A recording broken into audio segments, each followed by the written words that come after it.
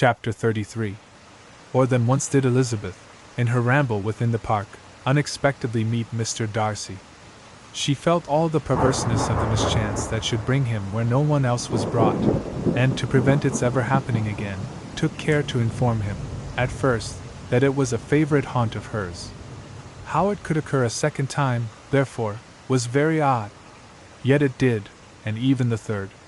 It seemed like wilful ill-nature, or a voluntary penance, for on these occasions it was not merely a few formal inquiries and an awkward pause and then away, but he actually thought it necessary to turn back and walk with her.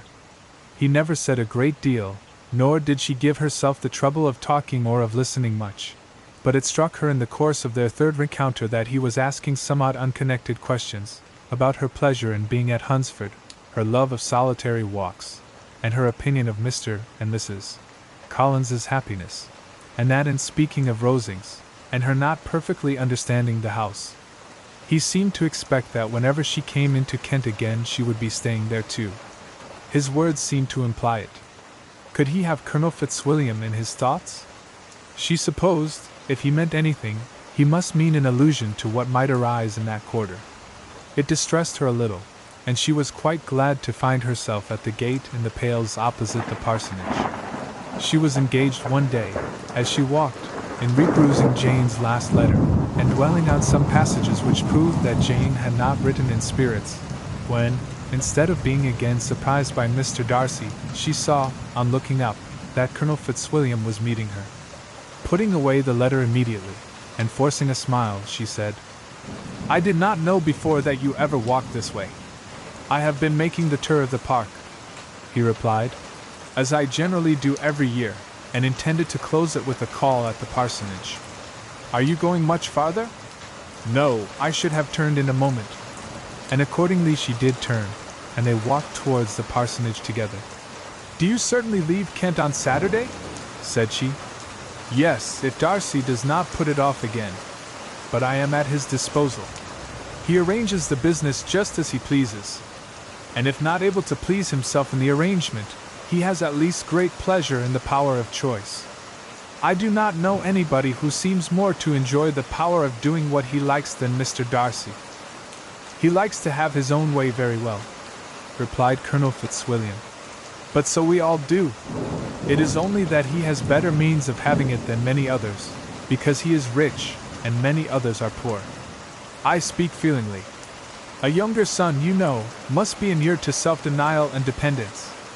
In my opinion, the younger son of an earl can know very little of either. Now, seriously, what have you ever known of self-denial and dependence? When have you been prevented by want of money from going wherever you chose or procuring anything you had a fancy for? These are home questions, and perhaps I cannot say that I have experienced many hardships of that nature. But in matters of greater weight, I may suffer from the want of money. Younger sons cannot marry where they like, unless where they like women of fortune, which I think they very often do. Our habits of expense make us too dependent, and there are not many in my rank of life who can afford to marry without some attention to money. Is this," thought Elizabeth, "meant for me?" And she colored at the idea, but recovering herself, said in a lively tone, "And pray, what is the usual price of an earl's younger son? Unless the elder brother is very sickly, I suppose you would not ask above £50,000. He answered her in the same style, and the subject dropped. To interrupt a silence which might make him fancy her affected with what had passed, she soon afterwards said, "I imagine your cousin brought you down with him chiefly for the sake of having somebody at his disposal. I wonder he does not marry, to secure a lasting convenience of that kind. But perhaps his sister does as well for the present, and, as she is under his sole care, he may do what he likes with her." "No," said Colonel Fitzwilliam. "That is an advantage which he must divide with me. I am joined with him in the guardianship of Miss Darcy." "Are you, indeed? And pray what sort of a guardian do you make? Does your charge give you much trouble? Young ladies of her age are sometimes a little difficult to manage, and if she has the true Darcy spirit, she may like to have her own way."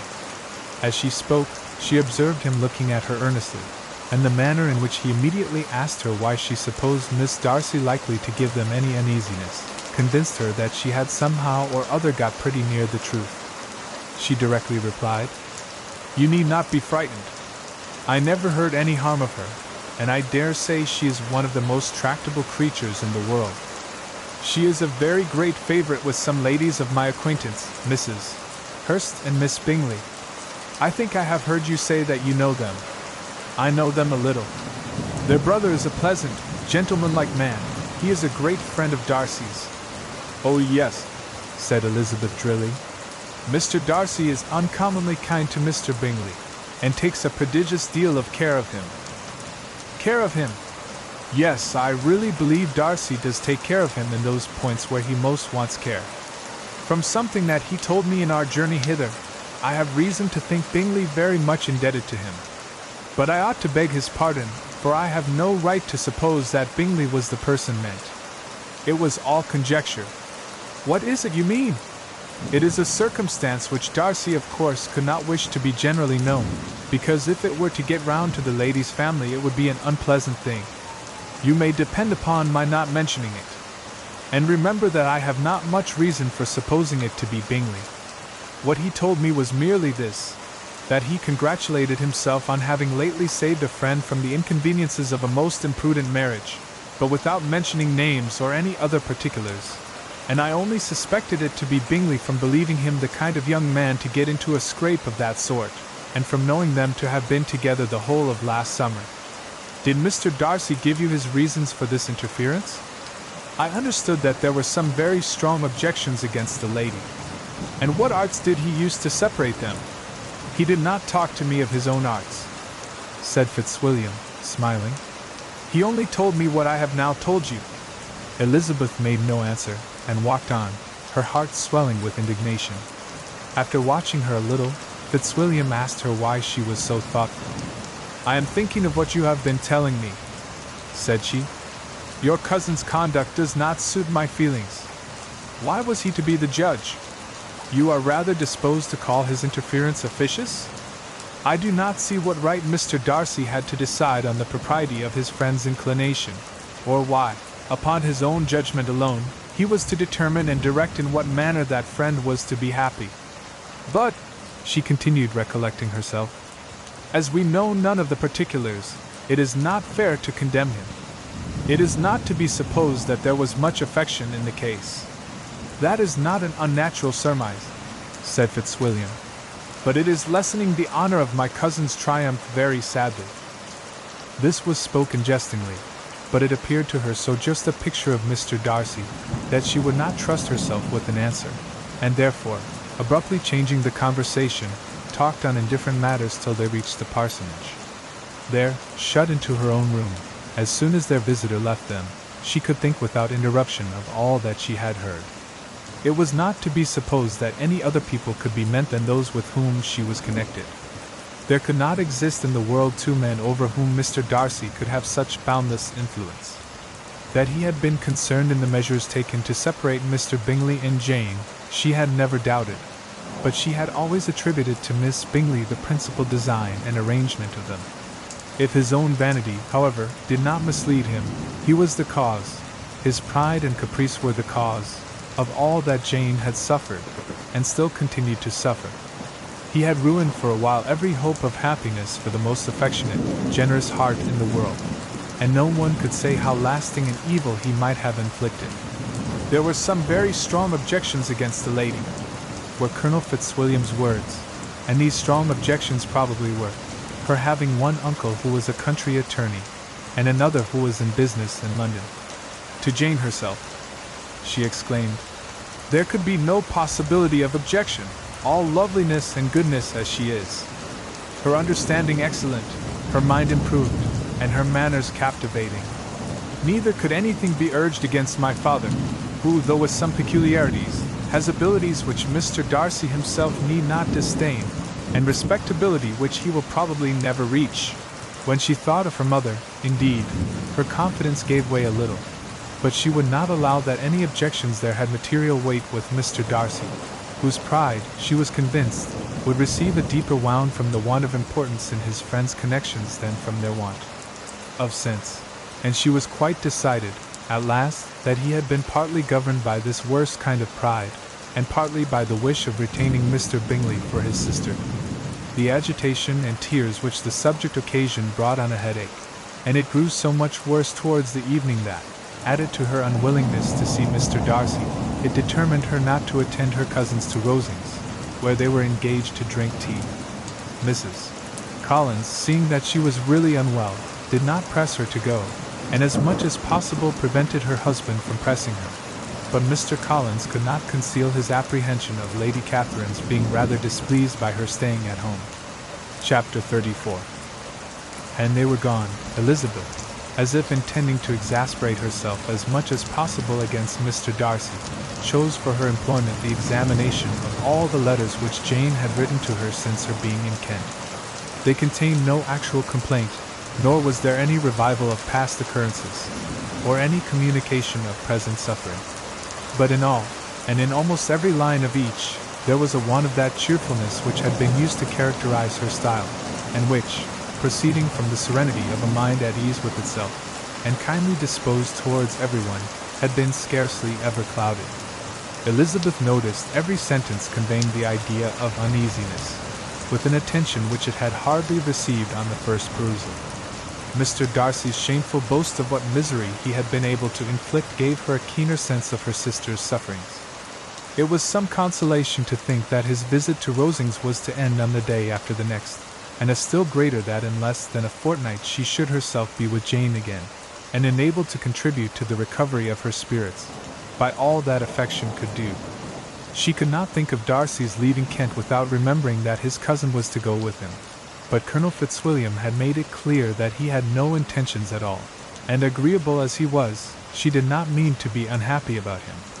While settling this point, she was suddenly roused by the sound of the doorbell, and her spirits were a little fluttered by the idea of its being Colonel Fitzwilliam himself, who had once before called late in the evening, and might now come to inquire particularly after her. But this idea was soon banished, and her spirits were very differently affected, when, to her utter amazement, she saw Mr. Darcy walk into the room. In a hurried manner he immediately began an inquiry after her health, imputing his visit to a wish of hearing that she were better. She answered him with cold civility. He sat down for a few moments, and then getting up walked about the room. Elizabeth was surprised, but said not a word. After a silence of several minutes, he came towards her in an agitated manner, and thus began. "In vain have I struggled. It will not do. My feelings will not be repressed. You must allow me to tell you how ardently I admire and love you." Elizabeth's astonishment was beyond expression. She stared, colored, doubted, and was silent. This he considered sufficient encouragement, and the avowal of all that he felt and had long felt for her immediately followed. He spoke well, but there were feelings besides those of the heart to be detailed, and he was not more eloquent on the subject of tenderness than of pride. His sense of her inferiority, of its being a degradation, of the family obstacles which judgment had always opposed to inclination, were dwelt on with a warmth which seemed due to the consequence he was wounding, but was very unlikely to recommend his suit. In spite of her deeply rooted dislike, she could not be insensible to the compliment of such a man's affection, and though her intentions did not vary for an instant, she was at first sorry for the pain he was to receive, till roused to resentment by his subsequent language, she lost all compassion and anger. She tried, however, to compose herself to answer him with patience, when he should have done. He concluded with representing to her the strength of that attachment which in spite of all his endeavors he had found impossible to conquer, and with expressing his hope that it would now be rewarded by her acceptance of his hand. As he said this she could easily see that he had no doubt of a favorable answer. He spoke of apprehension and anxiety, but his countenance expressed real security. Such a circumstance could only exasperate farther, and when he ceased the color rose into her cheeks and she said, "In such cases as this, it is, I believe, the established mode to express a sense of obligation for the sentiments avowed, however unequally they may be returned. It is natural that obligation should be felt, and if I could feel gratitude, I would now thank you. But I cannot. I have never desired your good opinion, and you have certainly bestowed it most unwillingly. I am sorry to have occasioned pain to anyone. It has been most unconsciously done, however, and I hope will be of short duration. The feelings which you tell me have long prevented the acknowledgement of your regard can have little difficulty in overcoming it after this explanation.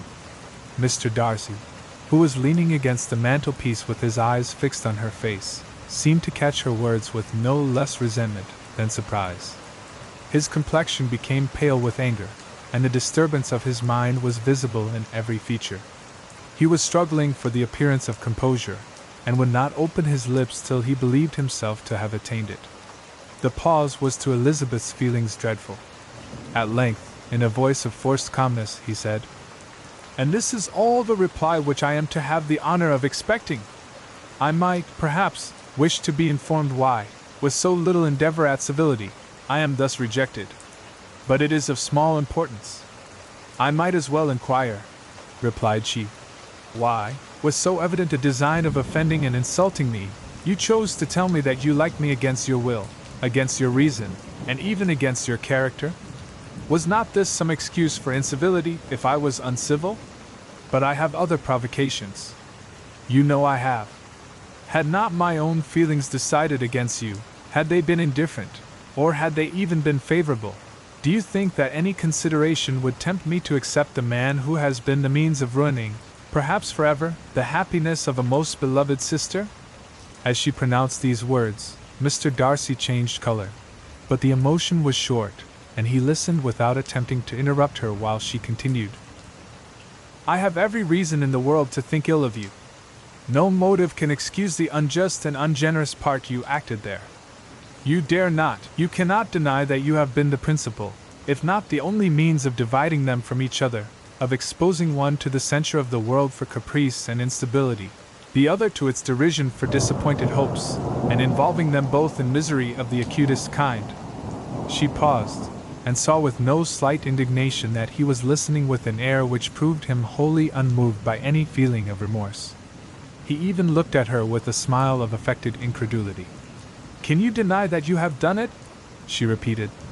With assumed tranquility he then replied, "I have no wish of denying that I did everything in my power to separate my friend from your sister, or that I rejoice in my success.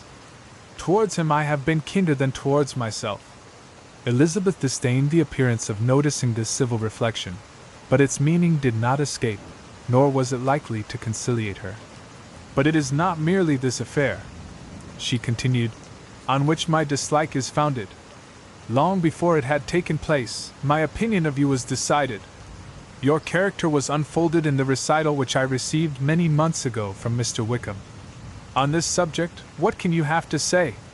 In what imaginary act of friendship can you here defend yourself? Or under what misrepresentation can you here impose upon others? You take an eager interest in that gentleman's concerns," said Darcy, in a less tranquil tone, and with a heightened color. "Who that knows what his misfortunes have been can help feeling an interest in him?" "His misfortunes," repeated Darcy, contemptuously. "Yes, his misfortunes have been great indeed." "And of your infliction," cried Elizabeth, with energy. "You have reduced him to his present state of poverty, comparative poverty. You have withheld the advantages which you must know to have been designed for him. You have deprived the best years of his life of that independence which was no less his due than his desert. You have done all this, and yet you can treat the mention of his misfortunes with contempt and ridicule." "And this," cried Darcy, as he walked with quick steps across the room, "is your opinion of me? This is the estimation in which you hold me? I thank you for explaining it so fully. My faults, according to this calculation, are heavy indeed. But perhaps," added he, stopping in his walk and turning towards her, "these offenses might have been overlooked, had not your pride been hurt by my honest confession of the scruples that had long prevented my forming any serious design.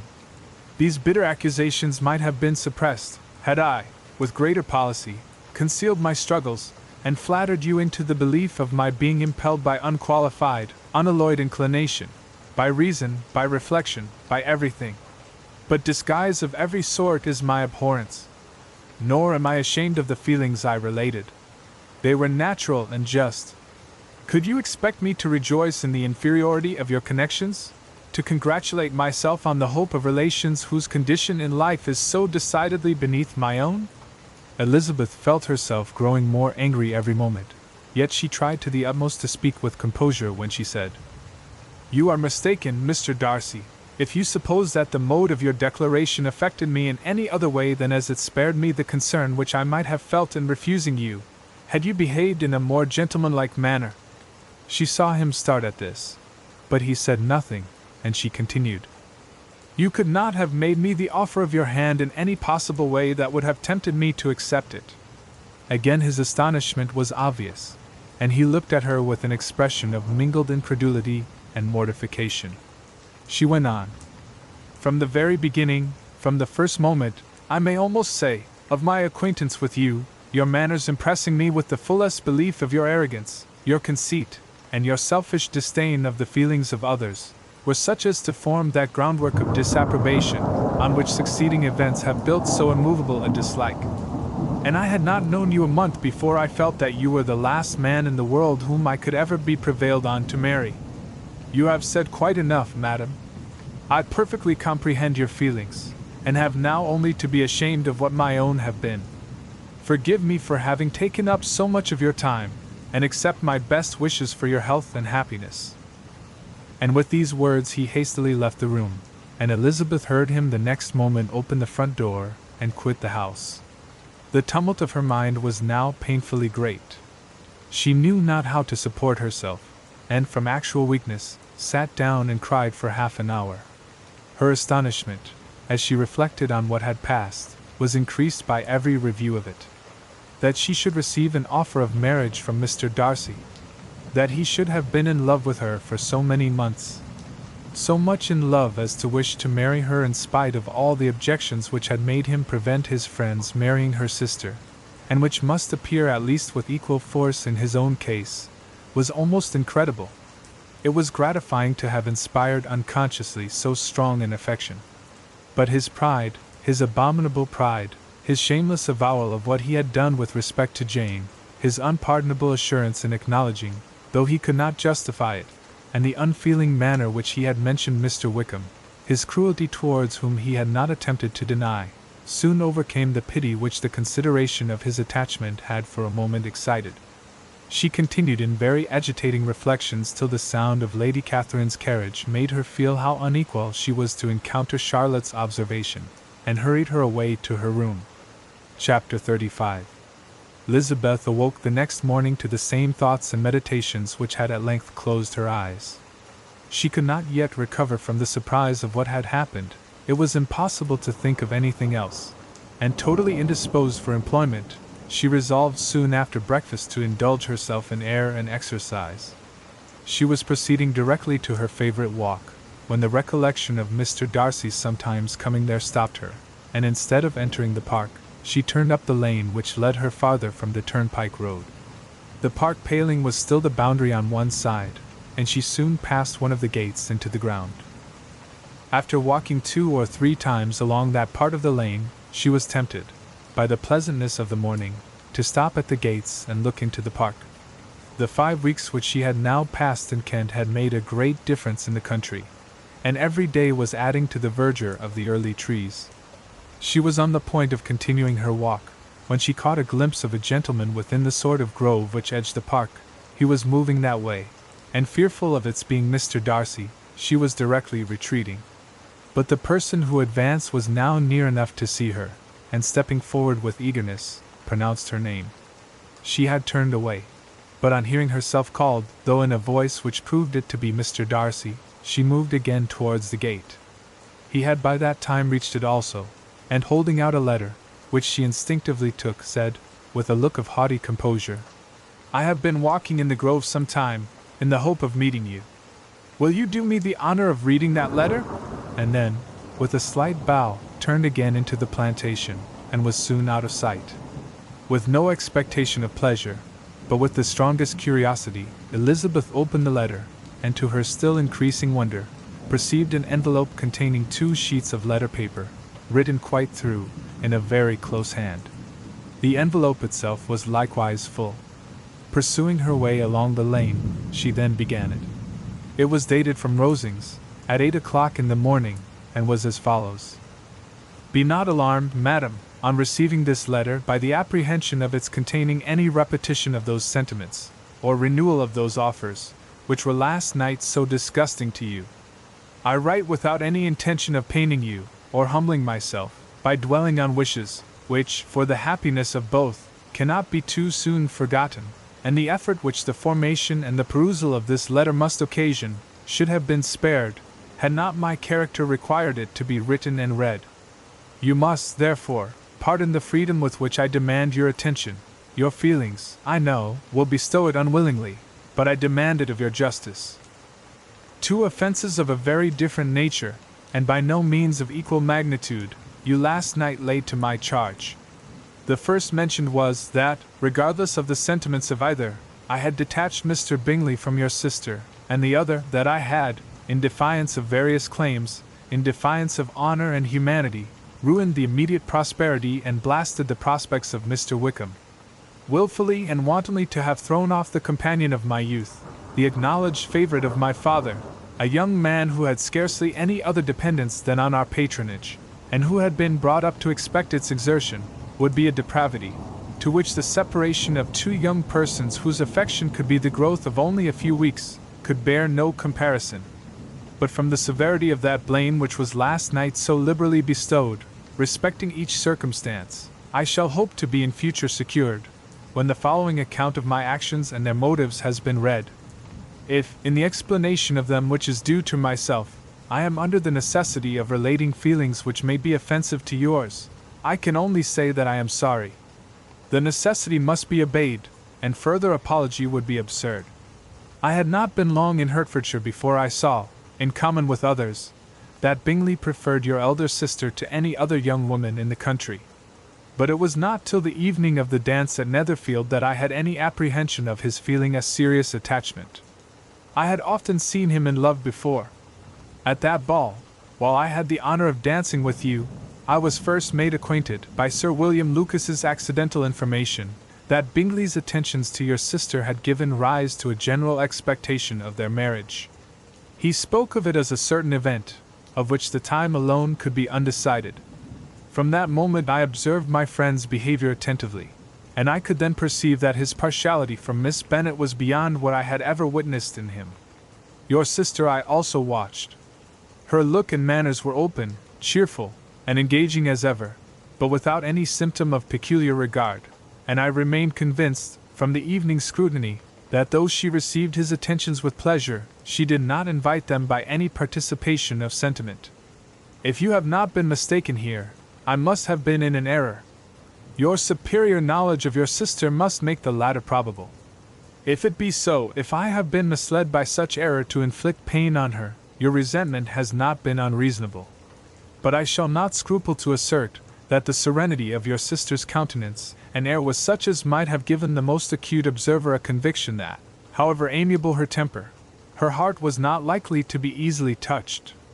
That I was desirous of believing her indifferent is certain, but I will venture to say that my investigations and decisions are not usually influenced by my hopes or fears. I did not believe her to be indifferent because I wished it. I believed it on impartial conviction, as truly as I wished it in reason. My objections to the marriage were not merely those which I last night acknowledged to have required the utmost force of passion to put aside in my own case.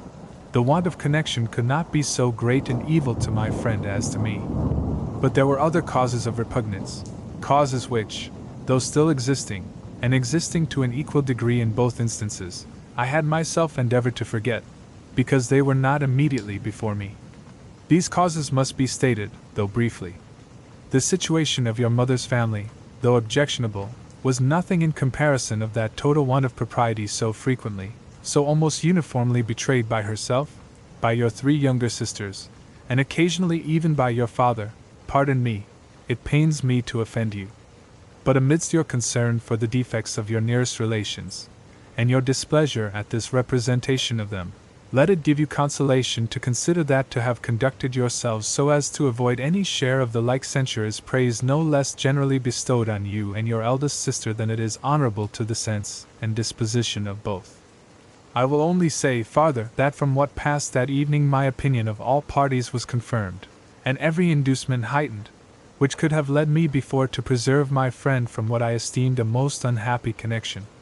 He left Netherfield for London on the day following, as you, I am certain, remember, with the design of soon returning. The part which I acted is now to be explained. His sister's uneasiness had been equally excited with my own. Our coincidence of feeling was soon discovered, and alike sensible that no time was to be lost in detaching their brother, we shortly resolved on joining him directly in London. We accordingly went, and there I readily engaged in the office of pointing out to my friend the certain evils of such a choice. I described and enforced them earnestly.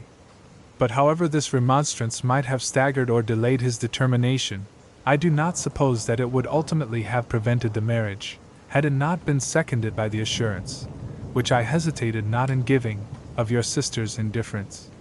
He had before believed her to return his affection with sincere, if not with equal, regard. But Bingley has great natural modesty, with a stronger dependence on my judgment than on his own. To convince him, therefore, that he had deceived himself was no very difficult point. To persuade him against returning into Hertfordshire, when that conviction had been given, was scarcely the work of a moment. I cannot blame myself for having done thus much. There is but one part of my conduct, in the whole affair, on which I do not reflect with satisfaction. It is that I condescended to adopt the measures of art so far as to conceal from him your sister's being in town. I knew it myself, as it was known to Miss Bingley, but her brother is even yet ignorant of it. That they might have met without ill consequence is, perhaps, probable, but his regard did not appear to me enough extinguished for him to see her without some danger. Perhaps this concealment, this disguise, was beneath me. It is done, however, and it was done for the best. On this subject I have nothing more to say, no other apology to offer. If I have wounded your sister's feelings, it was unknowingly done, and though the motives which governed me may to you very naturally appear insufficient, I have not yet learned to condemn them. With respect to that other, more weighty accusation, of having injured Mr. Wickham, I can only refute it by laying before you the whole of his connection with my family. Of what he has particularly accused me I am ignorant, but of the truth of what I shall relate I can summon more than one witness of undoubted veracity.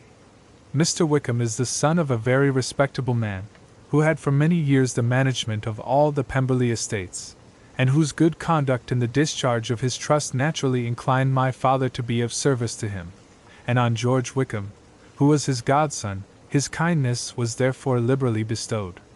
My father supported him at school, and afterwards at Cambridge, most important assistance, as his own father, always poor from the extravagance of his wife, would have been unable to give him a gentleman's education.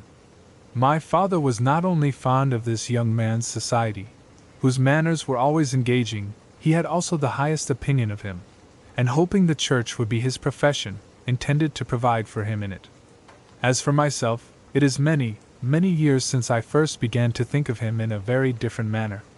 The vicious propensities, the want of principle, which he was careful to guard from the knowledge of his best friend, could not escape the observation of a young man of nearly the same age with himself, and who had opportunities of seeing him in unguarded moments, which Mr. Darcy could not have.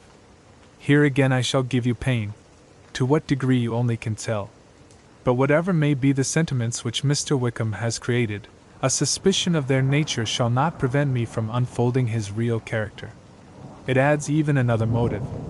My excellent father died about 5 years ago, and his attachment to Mr. Wickham was to the last so steady, that in his will he particularly recommended it to me to promote his advancement in the best manner that his profession might allow, and if he took orders, desired that a valuable family living might be his as soon as it became vacant.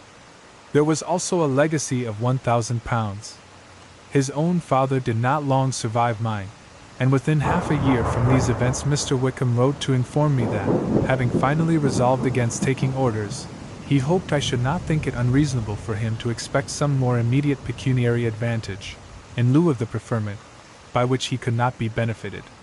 He had some intention, he added, of studying the law, and I must be aware that the interest of £1,000 would be a very insufficient support therein. I rather wished than believed him to be sincere, but, at any rate, was perfectly ready to accede to his proposal. I knew that Mr. Wickham ought not to be a clergyman. The business was therefore soon settled.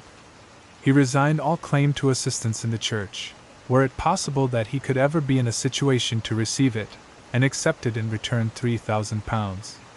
All connection between us seemed now dissolved. I thought too ill of him to invite him to Pemberley, or admit his society in town.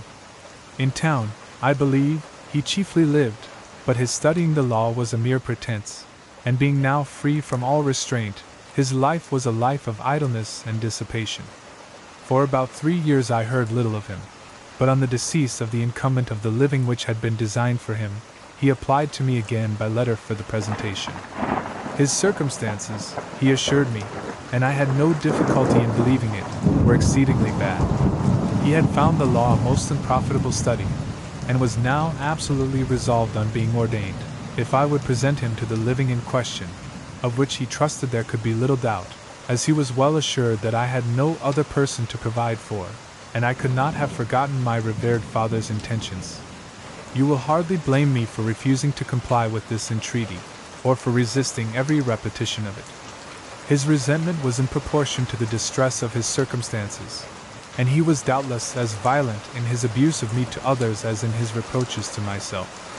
After this period, every appearance of acquaintance was dropped.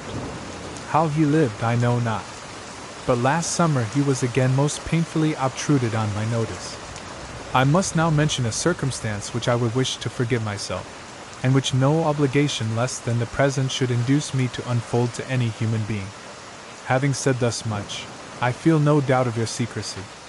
My sister, who is more than 10 years my junior, was left to the guardianship of my mother's nephew, Colonel Fitzwilliam, and myself. About a year ago, she was taken from school, and an establishment formed for her in London, and last summer she went with the lady who presided over it to Ramsgate, and thither also went Mr. Wickham, undoubtedly by design, for there proved to have been a prior acquaintance between him and Mrs. Young, in whose character we were most unhappily deceived, and by her connivance and aid he so far recommended himself to Georgiana, whose affectionate heart retained a strong impression of his kindness to her as a child, that she was persuaded to believe herself in love and to consent to an elopement. She was then but 15, which must be her excuse, and after stating her imprudence, I am happy to add that I owed the knowledge of it to herself. I joined them unexpectedly a day or two before the intended elopement, and then Georgiana, unable to support the idea of grieving and offending a brother whom she almost looked up to as a father, acknowledged the whole to me. You may imagine what I felt and how I acted. Regard for my sister's credit and feelings prevented any public exposure, but I wrote to Mr. Wickham, who left the place immediately, and Mrs. Young was of course removed from her charge. Mr. Wickham's chief object was unquestionably my sister's fortune, which is £30,000, but I cannot help supposing that the hope of revenging himself on me was a strong inducement. His revenge would have been complete indeed. This, madam, is a faithful narrative of every event in which we have been concerned together, and if you do not absolutely reject it as false, you will, I hope, acquit me henceforth of cruelty towards Mr. Wickham. I know not in what manner, under what form of falsehood, he has imposed on you, but his success is not perhaps to be wondered at, ignorant, as you previously were of everything concerning either. Detection could not be in your power, and suspicion certainly not in your inclination. You may possibly wonder why all this was not told you last night. But I was not then master enough of myself to know what could or ought to be revealed. For the truth of everything here related, I can appeal more particularly to the testimony of Colonel Fitzwilliam, who, from our near relationship and constant intimacy, and still more as one of the executors of my father's will, has been unavoidably acquainted with every particular of these transactions. If your abhorrence of me should make my assertions valueless, you cannot be prevented by the same cause from confiding in my cousin, and that there may be the possibility of consulting him, I shall endeavor to find some opportunity of putting this letter in your hands in the course of the morning. I will only add, God bless you.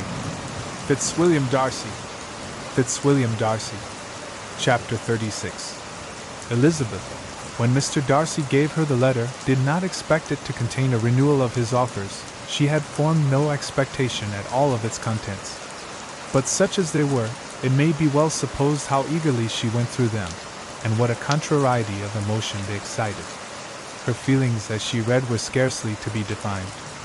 With amazement did she first understand that he believed any apology to be in his power, and steadfastly was she persuaded that he could have no explanation to give which a just sense of shame would not conceal. With a strong prejudice against everything he might say, she began his account of what had happened at Netherfield.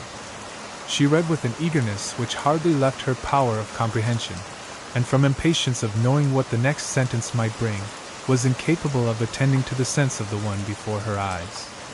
His belief of her sister's insensibility she instantly resolved to be false, and his account of the real, the worst objections to the match, made her too angry to have any wish of doing him justice.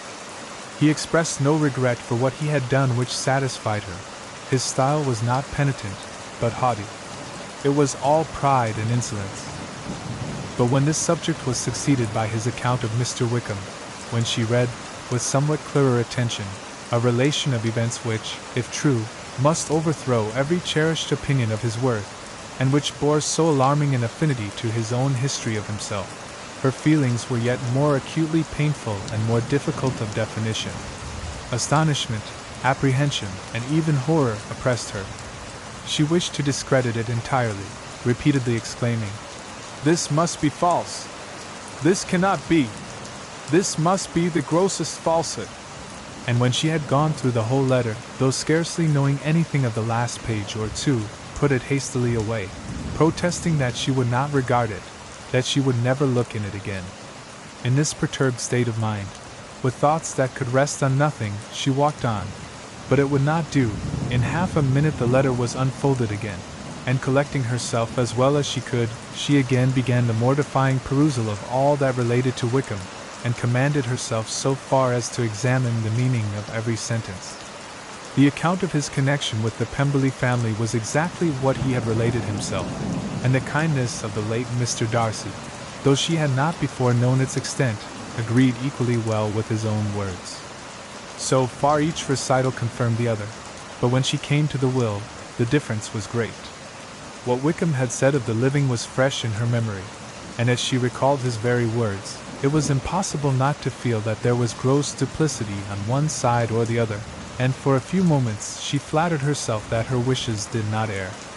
But when she read and reread, with the closest attention, the particulars immediately following of Wickham's resigning all pretensions to the living, of his receiving in lieu so considerable a sum as £3,000, again was she forced to hesitate. She put down the letter, weighed every circumstance with what she meant to be impartiality, deliberated on the probability of each statement, but with little success.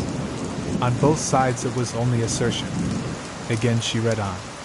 But every line proved more clearly that the affair, which she had believed it impossible that any contrivance could so represent as to render Mr. Darcy's conduct in it less than infamous, was capable of a turn which must make him entirely blameless throughout the whole. The extravagance and general profligacy which he scrupled not to lay to Mr. Wickham's charge exceedingly shocked her, the more so, as she could bring no proof of its injustice. She had never heard of him before his entrance into the Shire militia, in which he had engaged at the persuasion of the young man, who, on meeting him accidentally in town, had there renewed a slight acquaintance. Of his former way of life, nothing had been known in Hertfordshire but what he told himself. As to his real character, had information been in her power, she had never felt a wish of inquiring. His countenance, voice, and manner had established him at once in the possession of every virtue. She tried to recollect some instance of goodness, some distinguished trait of integrity or benevolence, that might rescue him from the attacks of Mr. Darcy, or at least, by the predominance of virtue, atone for those casual errors, under which she would endeavor to class what Mr. Darcy had described as the idleness and vice of many years' continuance. But no such recollection befriended her. She could see him instantly before her, in every charm of air and address, but she could remember no more substantial good than the general approbation of the neighborhood, and the regard which his social powers had gained him in Immerse. After pausing on this point a considerable while, she once more continued to read. But, alas! The story which followed, of his designs on Miss Darcy, received some confirmation from what had passed between Colonel Fitzwilliam and herself only the morning before, and at last she was referred for the truth of every particular to Colonel Fitzwilliam himself, from whom she had previously received the information of his near concern in all his cousin's affairs and whose character she had no reason to question. At one time she had almost resolved on applying to him, but the idea was checked by the awkwardness of the application, and at length wholly banished by the conviction that Mr. Darcy would never have hazarded such a proposal if he had not been well assured of his cousin's corroboration. She perfectly remembered everything that had passed in conversation between Wickham and herself in their first evening at Mr. Phillips's. Many of his expressions were still fresh in her memory. She was now struck with the impropriety of such communications to a stranger, and wondered it had escaped her before. She saw the indelicacy of putting himself forward as he had done, and the inconsistency of his professions with his conduct. She remembered that he had boasted of having no fear of seeing Mr. Darcy, that Mr. Darcy might leave the country, but that he should stand his ground, yet he had avoided the Netherfield ball the very next week. She remembered, also, that till the Netherfield family had quitted the country, he had told his story to no one but herself, but that after their removal, it had been everywhere discussed, that he had then no reserves, no scruples in sinking Mr. Darkwise' character, though he had assured her that respect for the father would always prevent his exposing the son. How differently did everything now appear in which he was concerned. His attentions to Miss King were now the consequence of views solely and hatefully mercenary, and the mediocrity of her fortune proved no longer the moderation of his wishes, but his eagerness to grasp at anything. His behavior to herself could now have had no tolerable motive. He had either been deceived with regard to her fortune, or had been gratifying his vanity by encouraging the preference which she believed she had most incautiously shown. Every lingering struggle in his favor grew fainter and fainter, and in further justification of Mr. Darcy, she could not but allow that Mr. Bingley, when questioned by Jane, had long ago asserted his blamelessness in the affair, that, proud and repulsive as were his manners, she had never, in the whole course of their acquaintance, an acquaintance which had latterly brought them much together, and given her a sort of intimacy with his ways, seen anything that betrayed him to be unprincipled or unjust, anything that spoke him of religious or immoral habits, that among his own connections he was esteemed and valued, that even Wickham had allowed him merit as a brother, and that she had often heard him speak so affectionately of his sister as to prove him capable of some amiable feeling, that had his actions been what Wickham represented them, so gross a violation of everything right could hardly have been concealed from the world, and that friendship between a person capable of it, and such an amiable man as Mr. Bingley was incomprehensible. She grew absolutely ashamed of herself. Of neither Darcy nor Wickham could she think, without feeling that she had been blind, partial, prejudiced, absurd. "How despicably have I acted!" she cried. "I, who have prided myself on my discernment.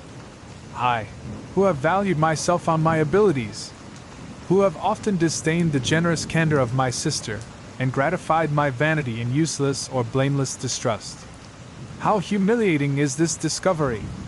Yet, how just a humiliation! Had I been in love, I could not have been more wretchedly blind. But vanity, not love, has been my folly.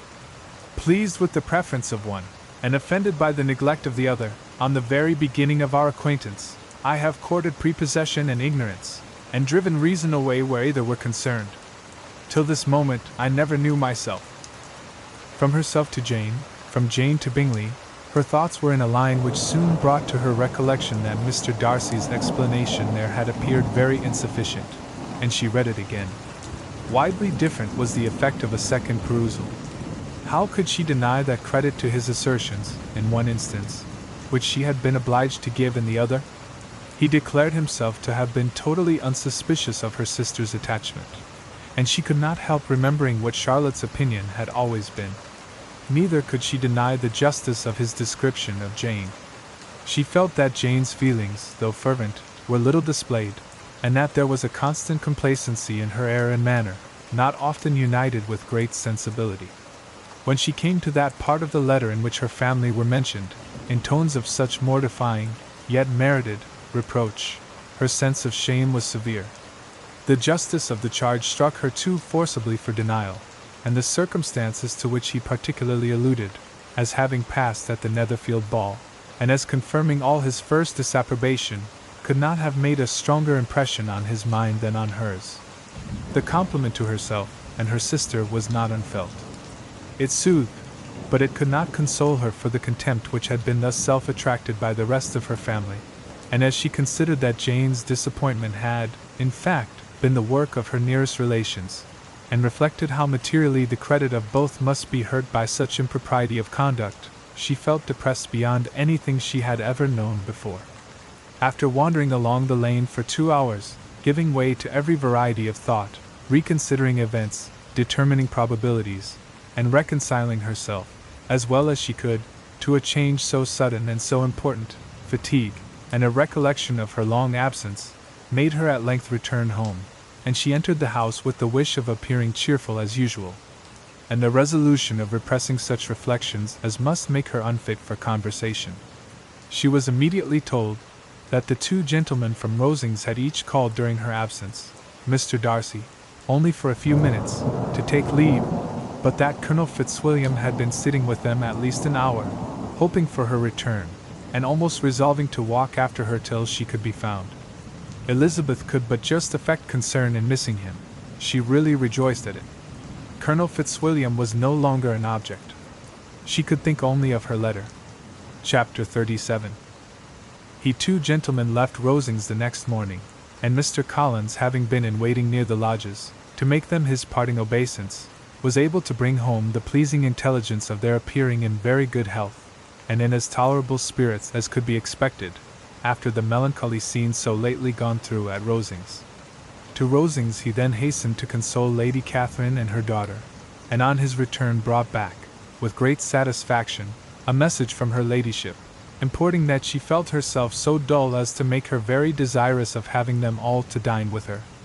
Elizabeth could not see Lady Catherine without recollecting that, had she chosen it, she might by this time have been presented to her as her future niece, nor could she think, without a smile, of what her ladyship's indignation would have been. What would she have said? How would she have behaved? Were the questions with which she amused herself. Their first subject was the diminution of the Rosings party. "I assure you, I feel it exceedingly," said Lady Catherine. "I believe nobody feels the loss of friends so much as I do.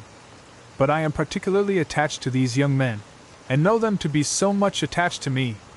They were excessively sorry to go, but so they always are. The dear Colonel rallied his spirits tolerably till just at last, but Darcy seemed to feel it most acutely, more, I think, than last year. His attachment to Rosings certainly increases." Mr. Collins had a compliment and an allusion to throw in here, which were kindly smiled on by the mother and daughter.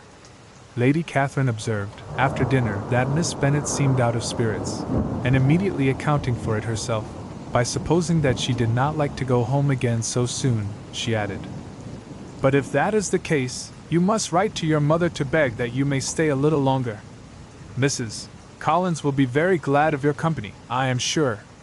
"I am much obliged to your ladyship for your kind invitation," replied Elizabeth, "but it is not in my power to accept it. I must be in town next Saturday." "Why, at that rate, you will have been here only 6 weeks. I expected you to stay 2 months. I told Mrs. Collins so before you came. There can be no occasion for your going so soon. Mrs. Bennet could certainly spare you for another fortnight. But my father cannot. He wrote last week to hurry my return." "Oh, your father, of course, may spare you, if your mother can. Daughters are never of so much consequence to a father.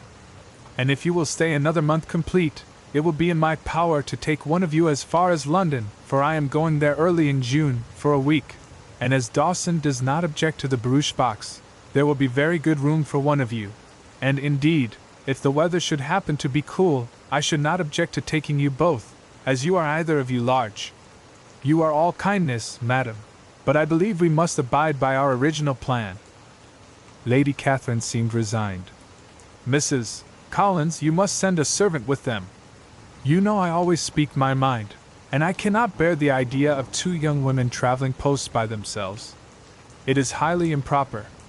You must contrive to send somebody. I have the greatest dislike in the world to that sort of thing. Young women should always be properly guarded and attended, according to their situation in life.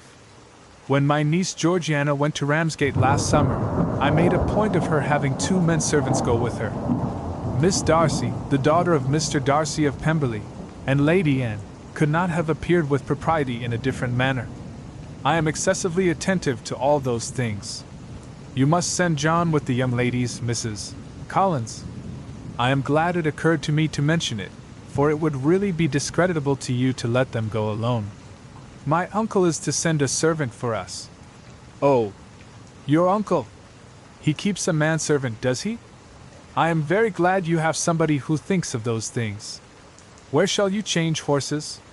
"Oh, Bromley, of course. If you mention my name at the bell, you will be attended to."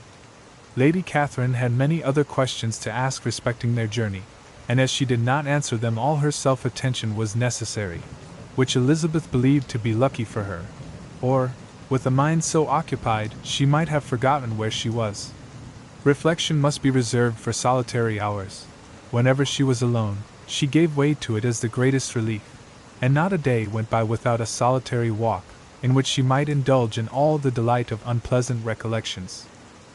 Mr. Darcy's letter she was in a fair way of soon knowing by heart. She studied every sentence, and her feelings towards its writer were at times widely different. When she remembered the style of his address, she was still full of indignation, but when she considered how unjustly she had condemned and upbraided him, her anger was turned against herself, and his disappointed feelings became the object of compassion. His attachment excited gratitude, his general character respect, but she could not approve him, nor could she for a moment repent her refusal, or feel the slightest inclination ever to see him again. In her own past behavior there was a constant source of vexation and regret, and in the unhappy defects of her family, a subject of yet heavier chagrin. They were hopeless of remedy.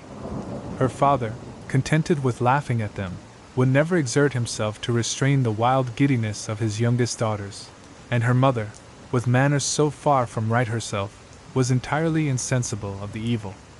Elizabeth had frequently united with Jane in an endeavor to check the imprudence of Catherine and Lydia, but while they were supported by their mother's indulgence, what chance could there be of improvement?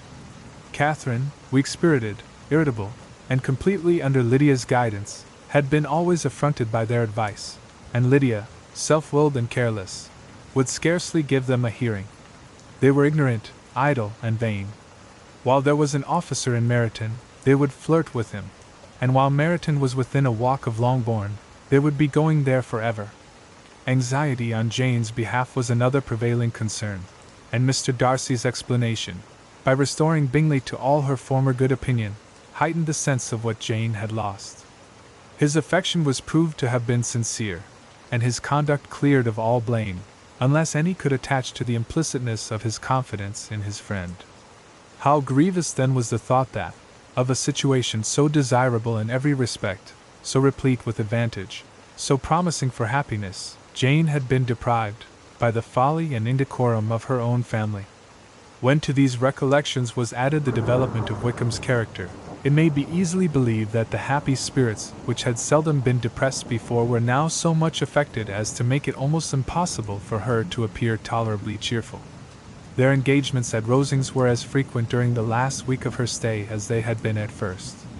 The very last evening was spent there, and her ladyship again inquired minutely into the particulars of their journey, gave them directions as to the best method of packing, and was so urgent on the necessity of placing gowns in the only right way, that Maria thought herself obliged, on her return, to undo all the work of the morning, and pack her trunk afresh.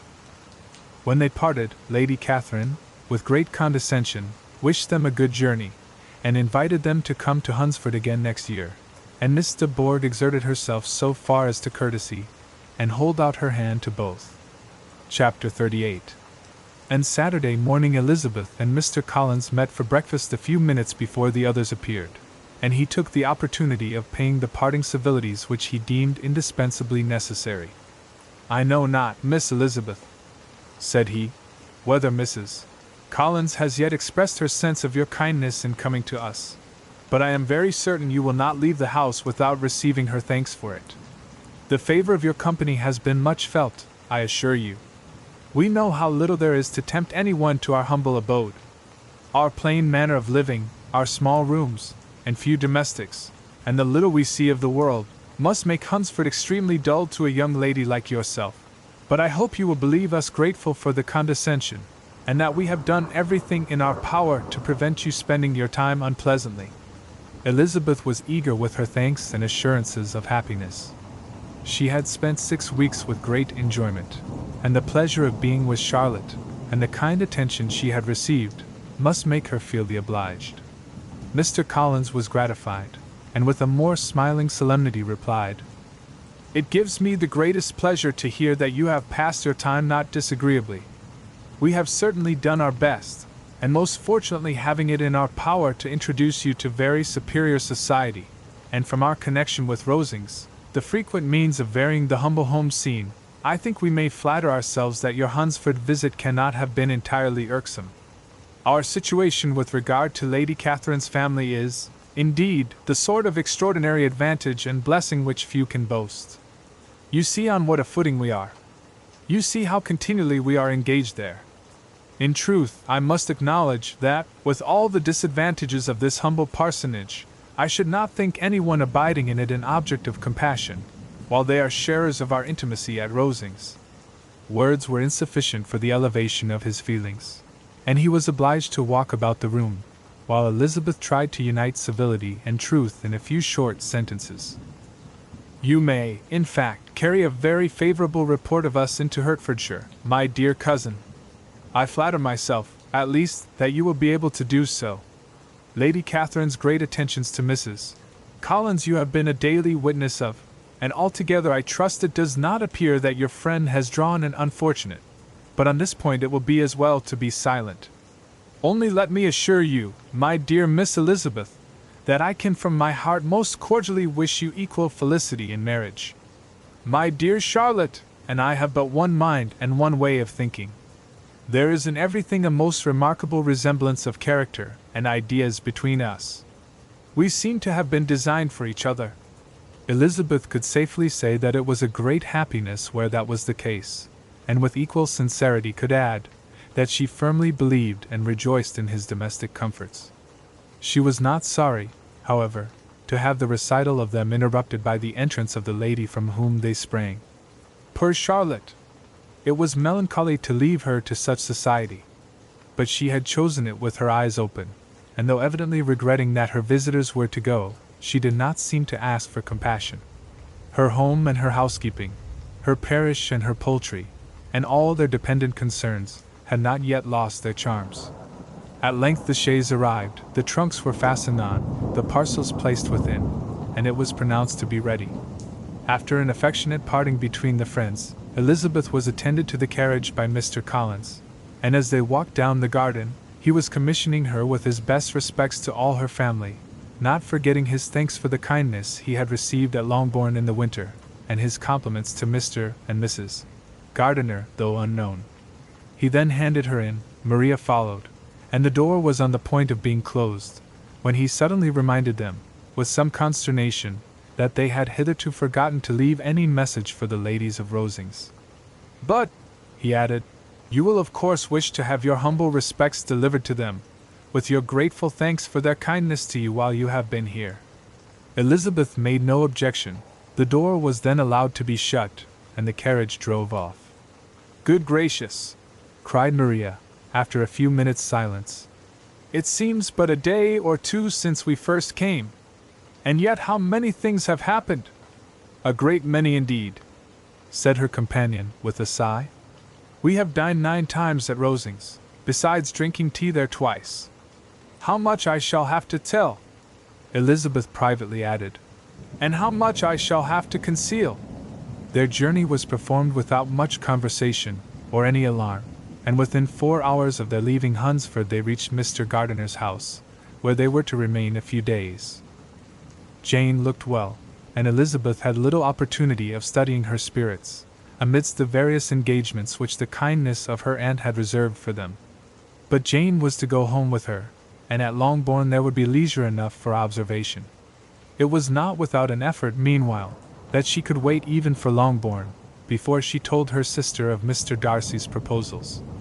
To know that she had the power of revealing what would so exceedingly astonish Jane, and must, at the same time, so highly gratify whatever of her own vanity she had not yet been able to reason away, was such a temptation to openness as nothing could have conquered, but the state of indecision in which she remained as to the extent of what she should communicate, and her fear, if she once entered on the subject, of being hurried into repeating something of Bingley, which might only grieve her sister further. Chapter 39. Tea was the second week in May, in which the 3 young ladies set out together from Grassetchett Street for the town of, in Hertfordshire, and, as they drew near the appointed inn where Mr. Bennet's carriage was to meet them, they quickly perceived, in token of the coachman's punctuality, both Kitty and Lydia looking out of a dining-room upstairs. These 2 girls had been above an hour in the place, happily employed in visiting an opposite milliner, watching the sentinel on guard, and dressing a salad and cucumber. After welcoming their sisters, they triumphantly displayed a table set out with such cold meat as an inn larder usually affords, exclaiming, "Is not this nice? Is not this an agreeable surprise? And we mean to treat you all," added Lydia. "But you must lend us the money, for we have just spent ours at the shop out there." Then showing her purchases, "Look here, I have bought this bonnet. I do not think it is very pretty, but I thought I might as well buy it as not. I shall pull it to pieces as soon as I get home, and see if I can make it up any better." And when her sisters abused it as ugly, she added, with perfect unconcern, "Oh, but there were 2 or 3 much uglier in the shop, and when I have bought some prettier colored satin to trim it with fresh, I think it will be very tolerable. Besides, it will not much signify what one wears this summer, after that Shire have left Meryton, and they are going in a fortnight." "Are they, indeed?" cried Elizabeth, with the greatest satisfaction. "They are going to be encamped near Brighton, and I do so want Papa to take us all there for the summer. It would be such a delicious scheme, and I dare say would hardly cost anything at all. Mamma would like to go, too, of all things. Only think what a miserable summer else we shall have." "Yes," thought Elizabeth. "That would be a delightful scheme, indeed, and completely due for us at once. Good heaven! Brighton and a whole campful of soldiers, to us, who have been overset already by one poor regiment of militia, and the monthly balls of Meryton. Now I have got some news for you," said Lydia, as they sat down to table. "What do you think?" "It is excellent news, capital news, and about a certain person that we all like." Jane and Elizabeth looked at each other, and the waiter was told that he need not stay. Lydia laughed and said, "Aye, that is just like your formality and discretion. You thought the waiter must not hear, as if he cared. I dare say he often hears worse things said than I am going to say. But he is an ugly fellow. I am glad he is gone. I never saw such a long chin in my life. Well, but now for my news. It is about dear Wickham. Too good for the waiter, is not it? There is no danger of Wickham's marrying Mary King, there's for you. She has gone down to her uncle at Liverpool, gone to stay. Wickham is safe. And Mary King is safe," added Elizabeth. "Safe from a connection imprudent as to fortune. She is a great fool for going away, if she liked him. But I hope there is no strong attachment on either side," said Jane. "I am sure there is not on his. I will answer for it, he never cared 3 straws about her. Who could about such a nasty little freckled thing?" Elizabeth was shocked to think that, however incapable of such coarseness of expression herself, the coarseness of the sentiment was little other than her own breast had formerly harbored and fancied liberal. As soon as all had ate, and the elder ones paid, the carriage was ordered, and after some contrivance, the whole party, with all their boxes, work-bags, and parcels, and the unwelcome addition of Kitty's and Lydia's purchases, were seated in it. "How nicely we are crammed in!" cried Lydia. "I am glad I brought my bonnet, if it is only for the fun of having another bandbox. Well, now let us be quite comfortable and snug, and talk and laugh all the way home. And in the first place, let us hear what has happened to you all since you went away. Have you seen any pleasant men? Have you had any flirting? I was in great hopes that one of you would have got a husband before you came back. Jane will be quite an old maid soon, I declare. She is almost 23. Lord, how ashamed I should be of not being married before 23. My Aunt Phillips wants you so to get husbands you can't think.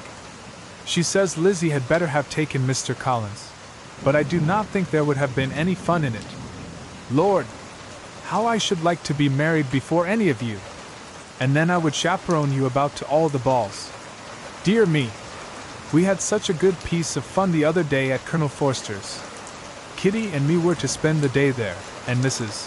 Forster promised to have a little dance in the evening. By the by, Mrs.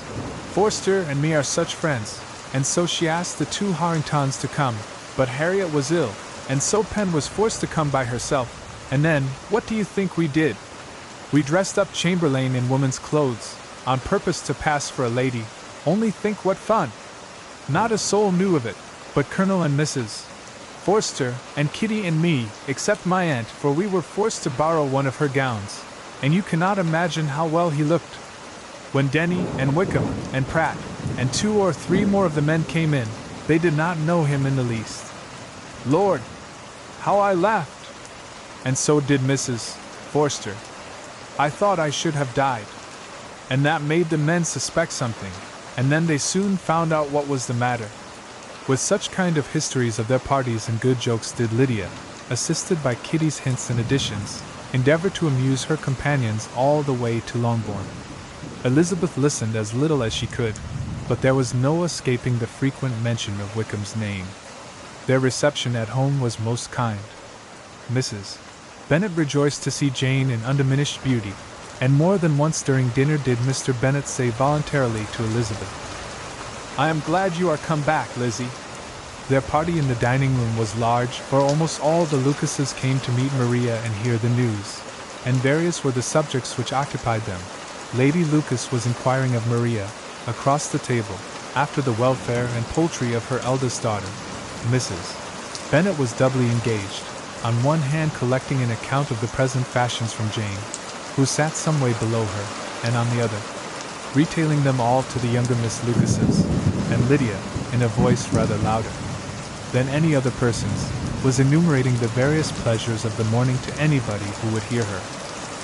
"Oh, Mary," said she, "I wish you had gone with us, for we had such fun.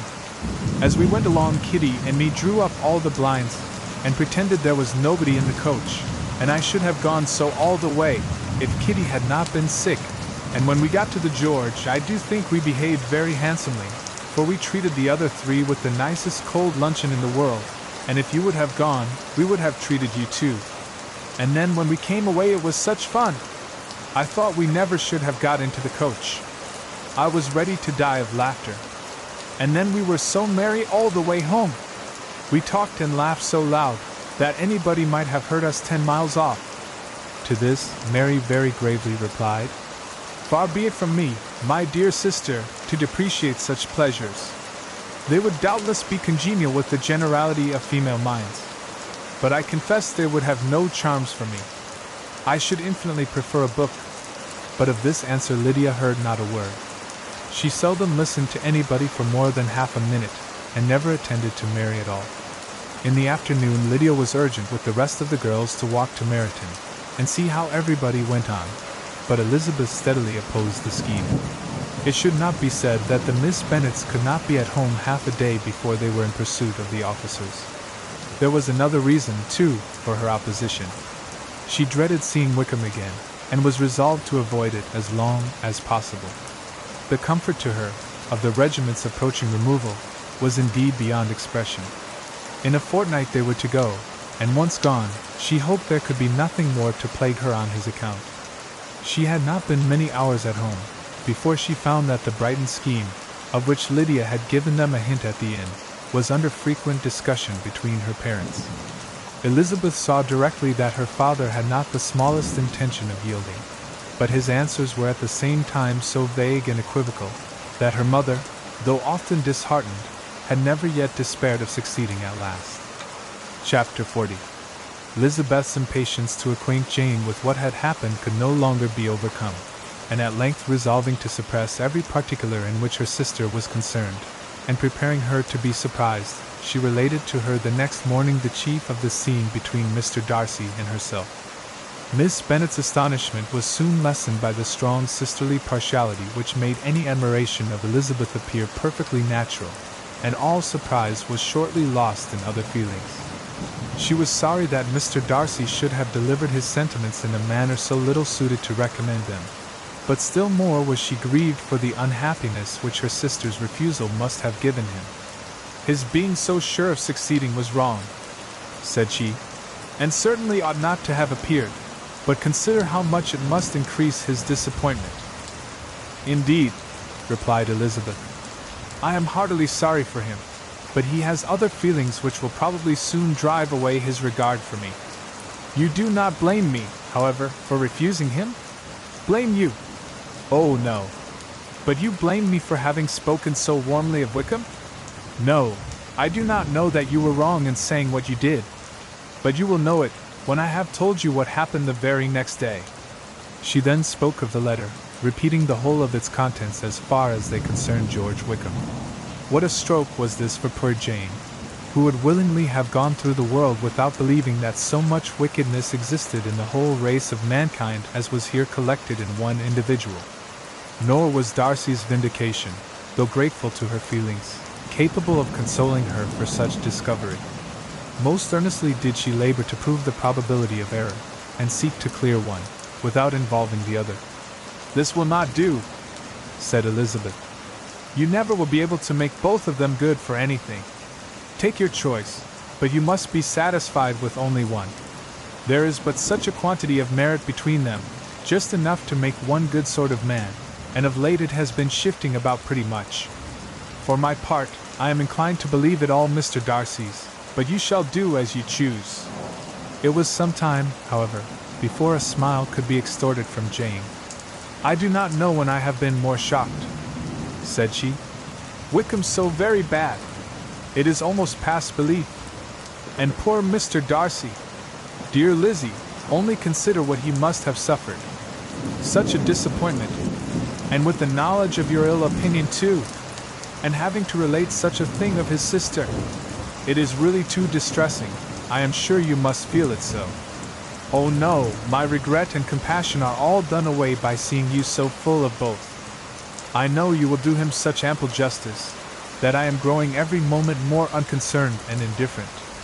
Your profusion makes me saving, and if you lament over him much longer, my heart will be as light as a feather. Poor Wickham!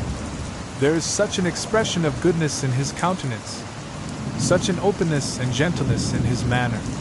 There certainly was some great mismanagement in the education of those two young men.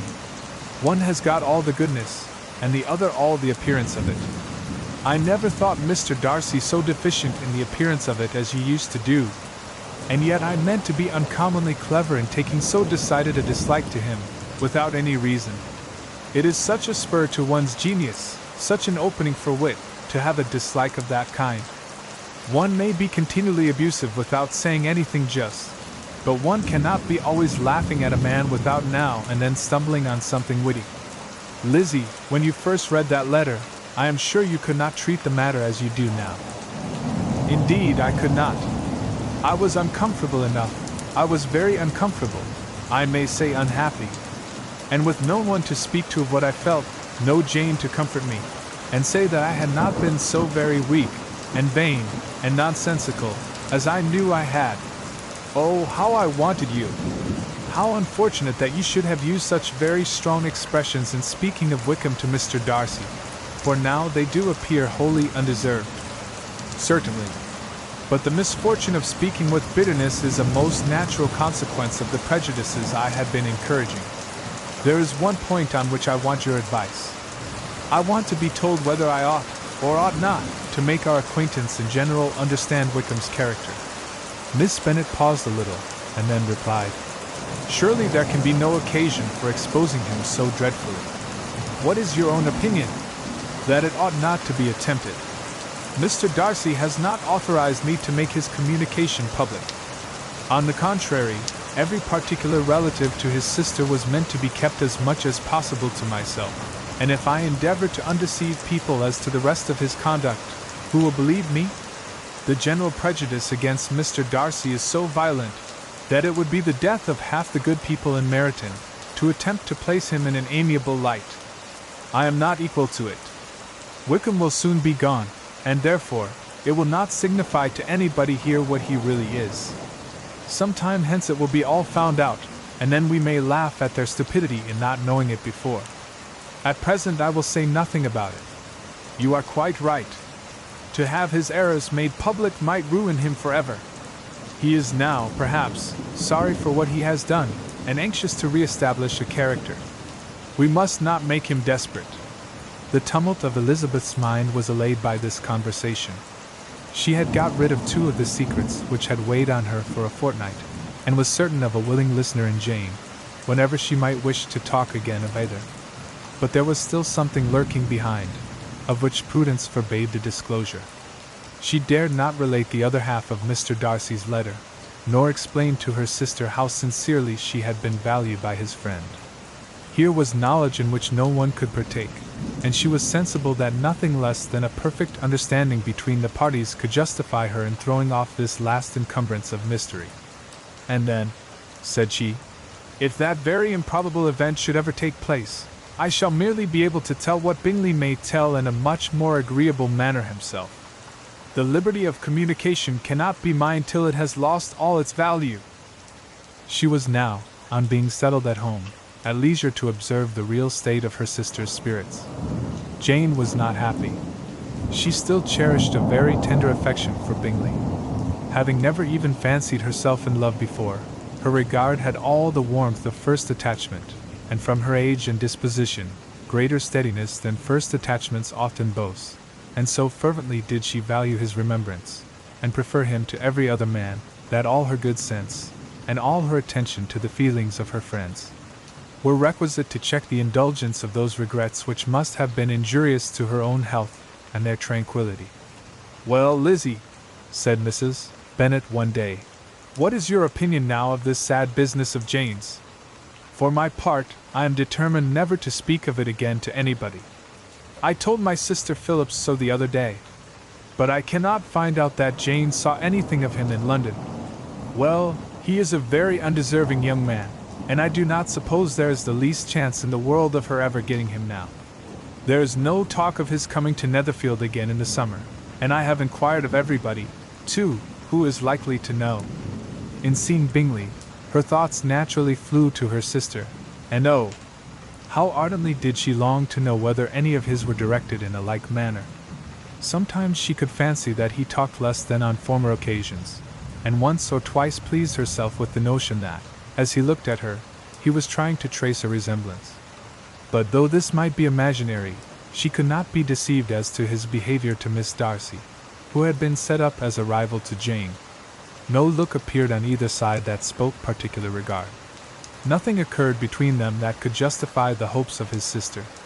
On this point she was soon satisfied, and 2 or 3 little circumstances occurred ere they parted, which, in her anxious interpretation, denoted a recollection of Jane, not untinctured by tenderness, and a wish of saying more that might lead to the mention of her, had he dared.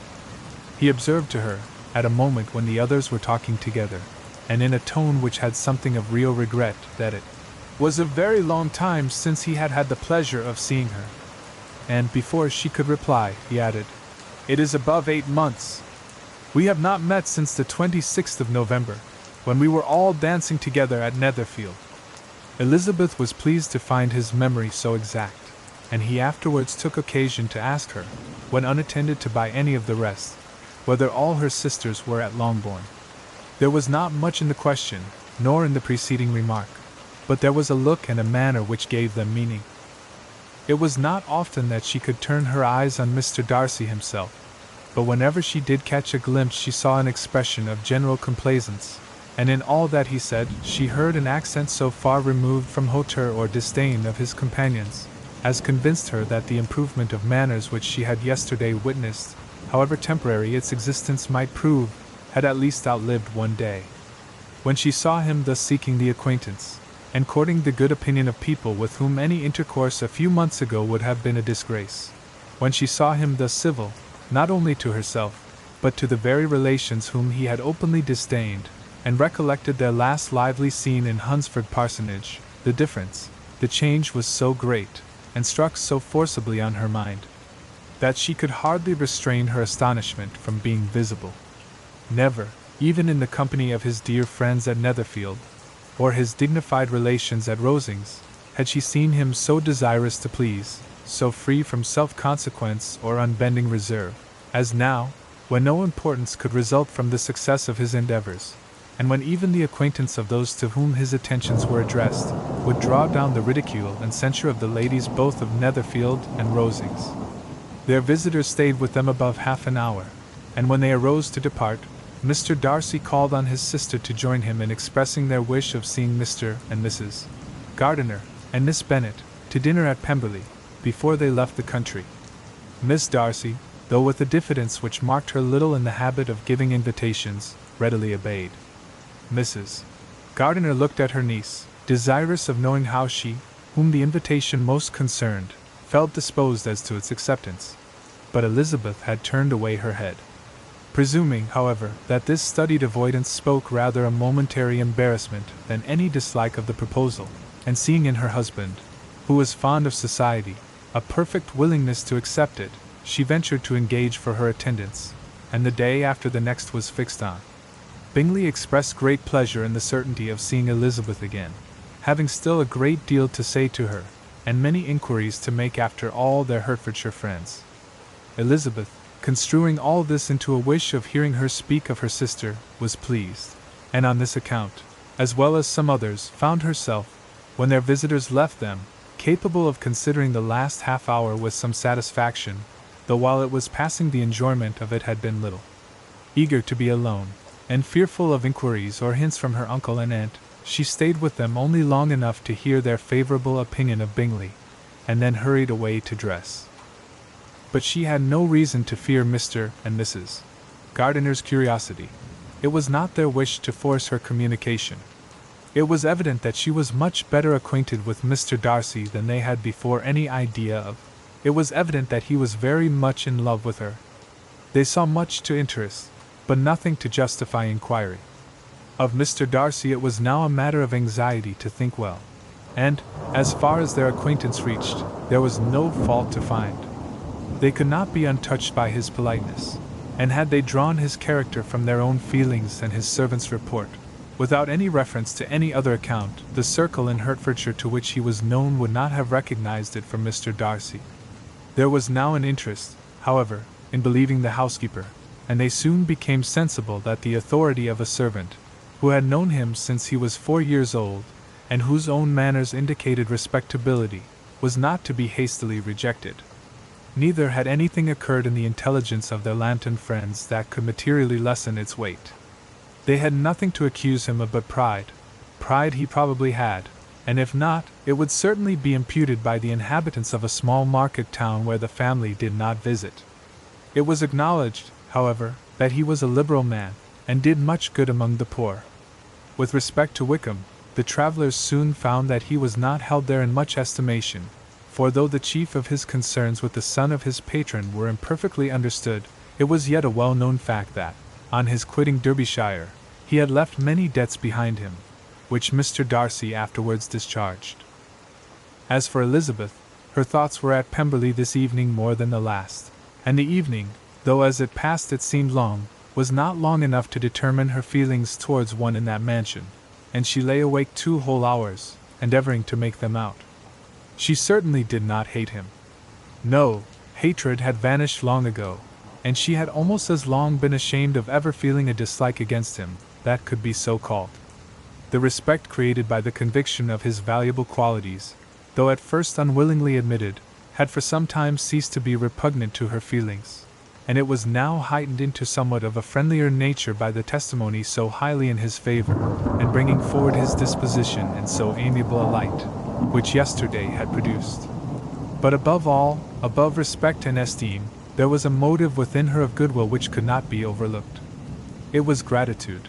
Gratitude, not merely for having once loved her, but for loving her still well enough to forgive all the petulance and acrimony of her manner in rejecting him, and all the unjust accusations accompanying her rejection. He who, she had been persuaded, would avoid her as his greatest enemy, seemed, on this accidental meeting, most eager to preserve the acquaintance, and without any indelicate display of regard, or any peculiarity of manner, where their two selves only were concerned, was soliciting the good opinion of her friends, and bent on making her known to his sister. Such a change in a man of so much pride excited not only astonishment but gratitude, for to love, ardent love, it must be attributed, and as such, its impression on her was of a sort to be encouraged, as by no means unpleasing, though it could not be exactly defined. She respected, she esteemed, she was grateful to him, she felt a real interest in his welfare, and she only wanted to know how far she wished that welfare to depend upon herself, and how far it would be for the happiness of both that she should employ the power, which her fancy told her she still possessed, of bringing on the renewal of his addresses. It had been settled in the evening, between the aunt and niece, that such a striking civility as Miss Darcy's, in coming to them on the very day of her arrival at Pemberley, for she had reached it only to a late breakfast, ought to be imitated, though it could not be equaled, by some exertion of politeness on their side, and consequently, that it would be highly expedient to wait on her at Pemberley the following morning. They were, therefore, to go. Elizabeth was pleased, though when she asked herself the reason, she had very little to say in reply. Mr. Gardiner left them soon after breakfast. The fishing scheme had been renewed the day before, and a positive engagement made of his meeting some of the gentlemen at Pemberley by noon. Chapter 45. Convinced as Elizabeth now was that Miss Bingley's dislike of her had originated in jealousy, she could not help feeling how very unwelcome her appearance at Pemberley must be to her, and was curious to know with how much civility on that lady's side the acquaintance would now be renewed. On reaching the house, they were shown through the hall into the saloon, whose northern aspect rendered it delightful for summer.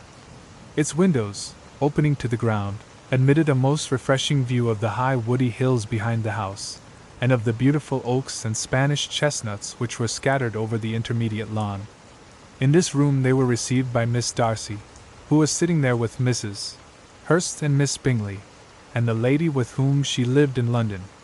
Georgiana's reception of them was very civil, but attended with all that embarrassment which, though proceeding from shyness and the fear of doing wrong, would easily give to those who felt themselves inferior the belief of her being proud and reserved. Mrs. Gardiner and her niece, however, did her justice, and pitied her. By Mrs. Hurst and Miss Bingley they were noticed only by a courtesy, and on their being seated, a pause, awkward as such pauses must always be, succeeded for a few moments. It was first broken by Mrs. Annesley, a genteel, agreeable-looking woman, whose endeavor to introduce some kind of discourse proved her to be more truly well-bred than either of the others, and between her and Mrs. Gardiner, with occasional help from Elizabeth, the conversation was carried on. Miss Darcy looked as if she wished for courage enough to join in it, and sometimes did venture a short sentence, when there was least danger of its being heard. Elizabeth soon saw that she was herself closely watched by Miss Bingley, and that she could not speak a word, especially to Miss Darcy, without calling her attention.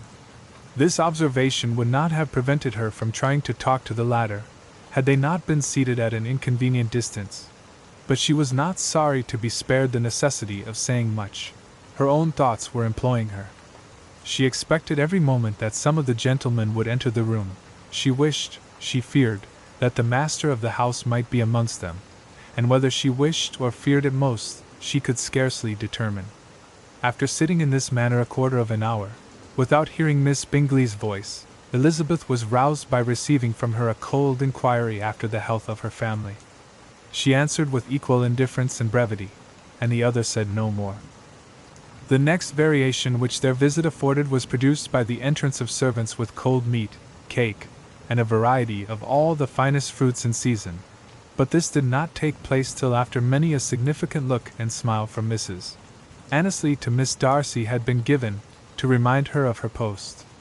There was now employment for the whole party, for though they could not all talk, they could all eat, and the beautiful pyramids of grapes, nectarines, and peaches soon collected them round the table.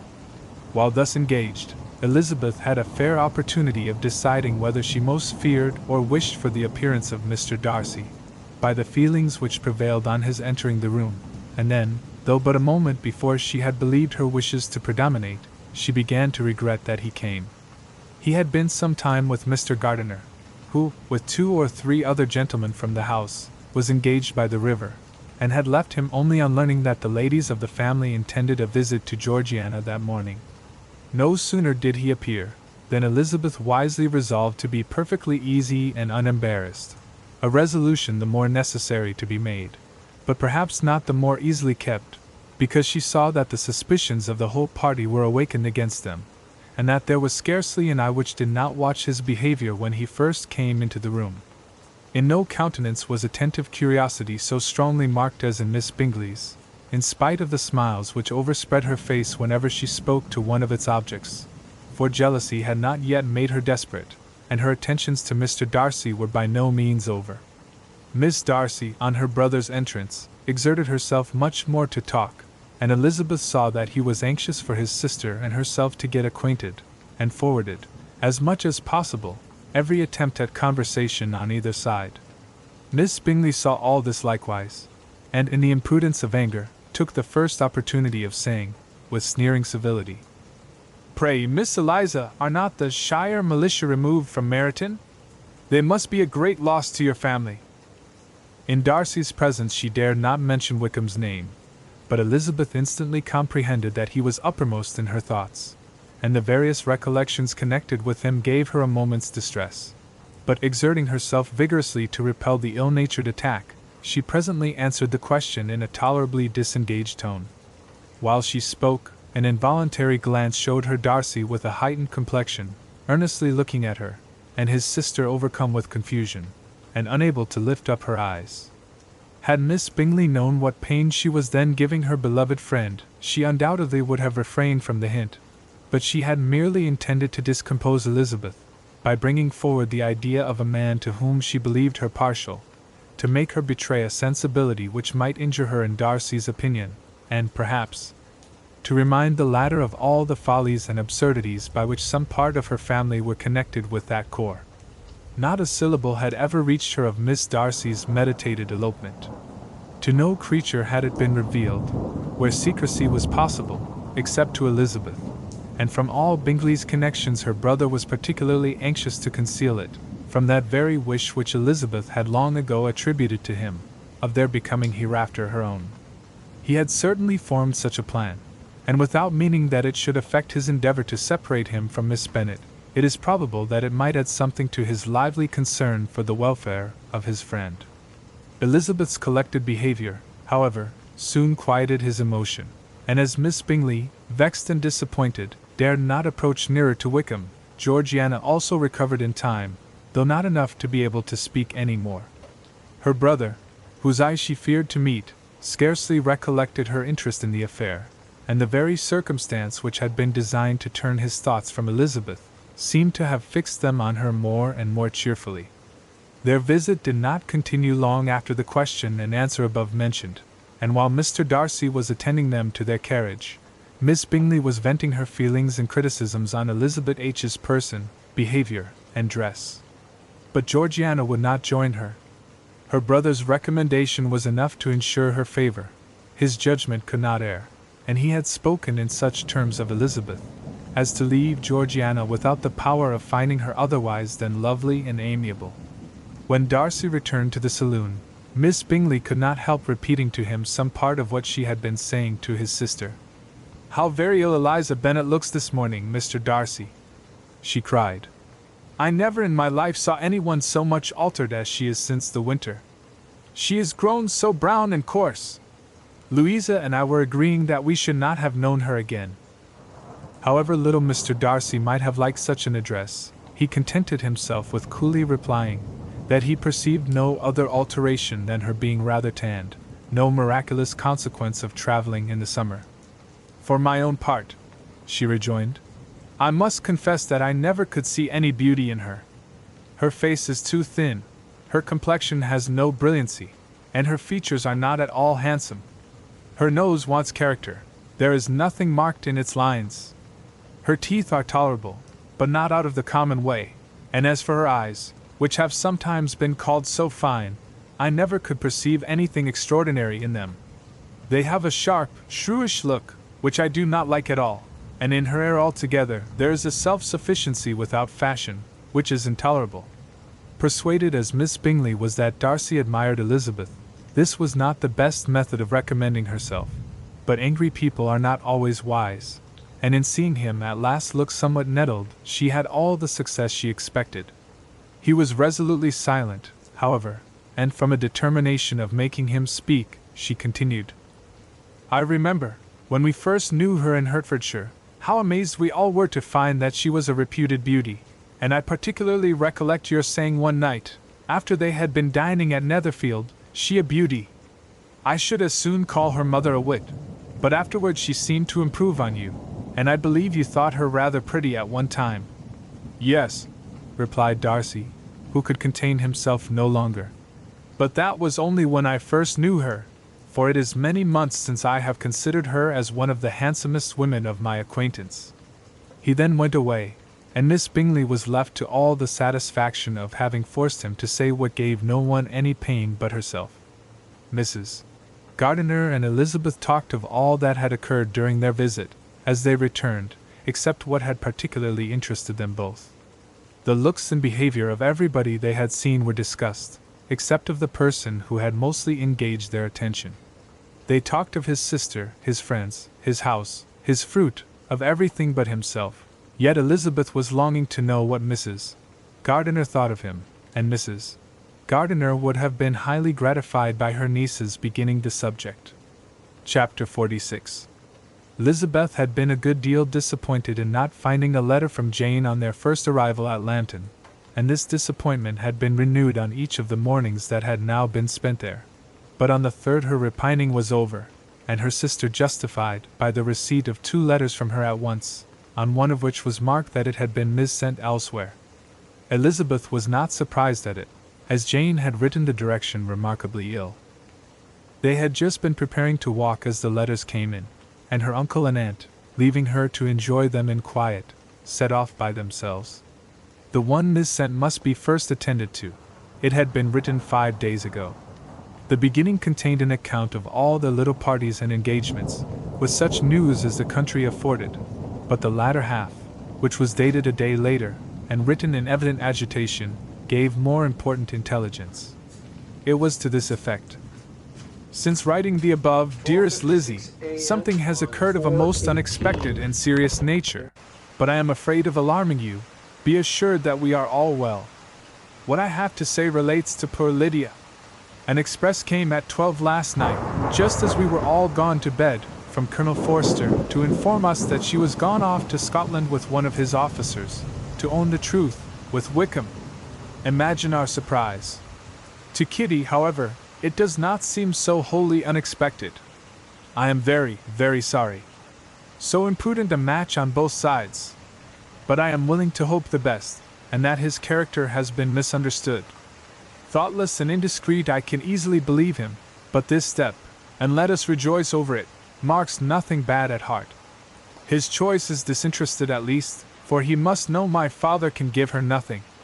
Our poor mother is sadly grieved. My father bears it better. How thankful am I that we never let them know what has been said against him. We must forget it ourselves. They were off Saturday night about 12, as is conjectured, but were not missed till yesterday morning at 8. The express was sent off directly. My dear Lizzie, they must have passed within 10 miles of us. Colonel Forster gives us reason to expect him here soon. Lydia left a few lines for his wife, informing her of their intention. I must conclude, for I cannot be long from my poor mother. I am afraid you will not be able to make it out, but I hardly know what I have written. Without allowing herself time for consideration, and scarcely knowing what she felt, Elizabeth, on finishing this letter, instantly seized the other, and opening it with the utmost impatience, read as follows. It had been written a day later than the conclusion of the first. By this time, my dearest sister, you have received my hurried letter. I wish this may be more intelligible. But though not confined for time, my head is so bewildered that I cannot answer for being coherent. Dearest Lizzie, I hardly know what I would write, but I have bad news for you, and it cannot be delayed. Imprudent as a marriage between Mr. Wickham and our poor Lydia would be, we are now anxious to be assured it has taken place, for there is but too much reason to fear they are not gone to Scotland. Colonel Forster came yesterday, having left Brighton the day before, not many hours after the express though Lydia's short letter to Mrs. F. gave them to understand that they were going to Gretna Green. Something was dropped by Denny expressing his belief that W. never intended to go there, or to marry Lydia at all, which was repeated to Colonel F., who, instantly taking the alarm, set off from B., intending to trace their route. He did trace them easily to Clapham, but no farther, for on entering that place, they removed into a hackney coach, and dismissed the chaise that brought them from Epsom. All that is known after this is, that they were seen to continue the London road. I know not what to think. After making every possible inquiry on that side London, Colonel F. came on into Hertfordshire, anxiously renewing them at all the turnpikes, and at the inns in Barnet and Hatfield, but without any success. No such people had been seen to pass through. With the kindest concern he came on to Longbourn, and broke his apprehensions to us in a manner most creditable to his heart. I am sincerely grieved for him and Mrs. F., but no one can throw any blame on them.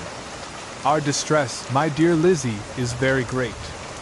My father and mother believe the worst, but I cannot think so ill of him. Many circumstances might make it more eligible for them to be married privately in town than to pursue their first plan. And even if he could form such a design against a young woman of Lydier's connections, which is not likely, can I suppose her so lost to everything? Impossible. I grieve to find, however, that Colonel F. is not disposed to depend upon their marriage. He shook his head when I expressed my hopes, and said he feared W. was not a man to be trusted. My poor mother is really ill, and keeps her room. Could she exert herself, it would be better, but this is not to be expected, and as to my father, I never in my life saw him so affected. Poor Kitty has anger for having concealed their attachment, but as it was a matter of confidence, one cannot wonder. I am truly glad, dearest Lizzie, that you have been spared something of these distressing scenes. But now, as the first shock is over, shall I own that I long for your return? I am not so selfish, however, as to press for it, if inconvenient. Adieu! I take up my pen again to do what I have just told you I would not, but circumstances are such that I cannot help earnestly begging you all to come here as soon as possible. I know my dear uncle and aunt so well that I am not afraid of requesting it, though I have still something more to ask of the former. My father is going to London with Colonel Forster instantly, to try to discover her. What he means to do, I am sure I know not, but his excessive distress will not allow him to pursue any measure in the best and safest way, and Colonel Forster is obliged to be at Brighton again tomorrow evening. In such an exigence my uncle's advice and assistance would be everything in the world. He will immediately comprehend what I must feel, and I rely upon his goodness. Oh, where is my uncle? Cried Elizabeth, darting from her seat as she finished the letter, in eagerness to follow him, without losing a moment of the time so precious. But as she reached the door, it was opened by a servant, and Mr. Darcy appeared. Her pale face and impetuous manner made him start, and before he could recover himself enough to speak, she, in whose mind every idea was superseded by Lydia's situation, hastily exclaimed, "I beg your pardon, but I must leave you. I must find Mr. Gardiner this moment on business that cannot be delayed. I have not an instant to lose." "Good God! What is the matter?" cried he, with more feeling than politeness. Then recollecting himself, "I will not detain you a minute, but let me, or let the servant, go after Mr. and Mrs. Gardiner. You are not well enough, you cannot go yourself." Elizabeth hesitated, but her knees trembled under her, and she felt how little would be gained by her attempting to pursue them. Calling back the servant, therefore, she commissioned him, though in so breathless an accent as made her almost unintelligible, to fetch his master and mistress home instantly. On his quitting the room, she sat down, unable to support herself, and looking so miserably ill that it was impossible for Darcy to leave her, or to refrain from saying, in a tone of gentleness and commiseration, "Let me call your maid. Is there nothing you could take to give you present relief? A glass of wine? Shall I get you one? You are very ill." "No, I thank you," she replied, endeavoring to recover herself. "There is nothing the matter with me. I am quite well. I am only distressed by some dreadful news which I have just received from Longbourn." She burst into tears as she alluded to it, and for a few minutes could not speak another word. Darcy, in wretched suspense, could only say something indistinctly of his concern, and observe her in compassionate silence. At length she spoke again. "I have just had a letter from Jane, with such dreadful news. It cannot be concealed from anyone. My youngest sister has left all her friends, has eloped, has thrown herself into the power of Mr. Wickham. They are gone off together from Brighton. You know him too well to doubt the rest. She has no money, no connections, nothing that can tempt him to. She is lost forever." Darcy was fixed in astonishment. "When I consider," she added, in a yet more agitated voice, "that I might have prevented it. I who knew what he was. Had I but explained some part of it only, some part of what I learnt, to my own family. Had his character been known, this could not have happened. But it is all too late now. I am grieved indeed," cried Darcy. "Grieved, shocked. But is it certain, absolutely certain?" "Oh, yes. They left Brighton together on Sunday night, and were traced almost to London, but not beyond. They are certainly not gone to Scotland. And what has been done, what has been attempted, to recover her? My father has gone to London, and Jane has written to beg my uncle's immediate assistance, and we shall be off, I hope, in half an hour. But nothing can be done. I know very well that nothing can be done. How is such a man to be worked on? How are they even to be discovered? I have not the smallest hope. It is every way horrible." Darcy shook his head in silent acquiescence. "When my eyes were opened to his real character, oh! Had I known what I ought, what I dared to do! But I knew not. I was afraid of doing too much. Wretched, wretched mistake!" Darcy made no answer. He seemed scarcely to hear her, and was walking up and down the room in earnest meditation, his brow contracted, his air gloomy. Elizabeth soon observed, and instantly understood it. Her power was sinking. Everything must sink under such a proof of family weakness, such an assurance of the deepest disgrace. She could neither wonder nor condemn, but the belief of his self-conquest brought nothing consolatory to her bosom, afforded no palliation of her distress. It was, on the contrary, exactly calculated to make her understand her own wishes, and never had she so honestly felt that she could have loved him, as now, when all love must be vain. But self, though it would intrude, could not engross her. Lydia, the humiliation, the misery she was bringing on them all, soon swallowed up every private care, and covering her face with her handkerchief, Elizabeth was soon lost to everything else, and, after a pause of several minutes, was only recalled to a sense of her situation by the voice of her companion, who, in a manner which, though it spoke compassion, spoke likewise restraint, said, "I am afraid you have been long desiring my absence, nor have I anything to plead in excuse of my state, but real, though unavailing concern. Would to heaven that anything could be either said or done on my part, that might offer consolation to such distress. But I will not torment you with vain wishes, which may seem purposely to ask for your thanks. This unfortunate affair will, I fear, prevent my sister's having the pleasure of seeing you at Pemberley today. Oh, yes. Be so kind as to apologize for us to Miss Darcy. Say that urgent business calls us home immediately. Conceal the unhappy truth as long as it is possible. I know it cannot be long." He readily assured her of his secrecy, again expressed his sorrow for her distress, wished it a happier conclusion than there was at present reason to hope, and leaving his compliments for her relations, with only one serious parting look, went away. As he quitted the room, Elizabeth felt how improbable it was that they should ever see each other again on such terms of cordiality as had marked their several meetings in Derbyshire, and as she threw a retrospective glance over the whole of their acquaintance, so full of contradictions and varieties, sighed at the perverseness of those feelings which would now have promoted its continuance, and would formerly have rejoiced in its termination. If gratitude and esteem are good foundations of affection, Elizabeth's change of sentiment will be neither improbable nor faulty. But if otherwise, if the regard springing from such sources is unreasonable or unnatural, in comparison of what is so often described as arising on a first interview with its object, and even before two words have been exchanged, nothing can be said in her defense, except that she had given somewhat of a trial to the latter method, in her partiality for Wickham, and that its ill success might, perhaps, authorize her to seek the other less interesting mode of attachment. Be that as it may, she saw him go with regret, and in this early example of what Lydia's infamy must produce, found additional anguish as she reflected on that wretched business. Never since reading Jane's second letter had she entertained a hope of Wickham's meaning to marry her. No one but Jane, she thought, could flatter herself with such an expectation. Surprise was the least of all her feelings on this development.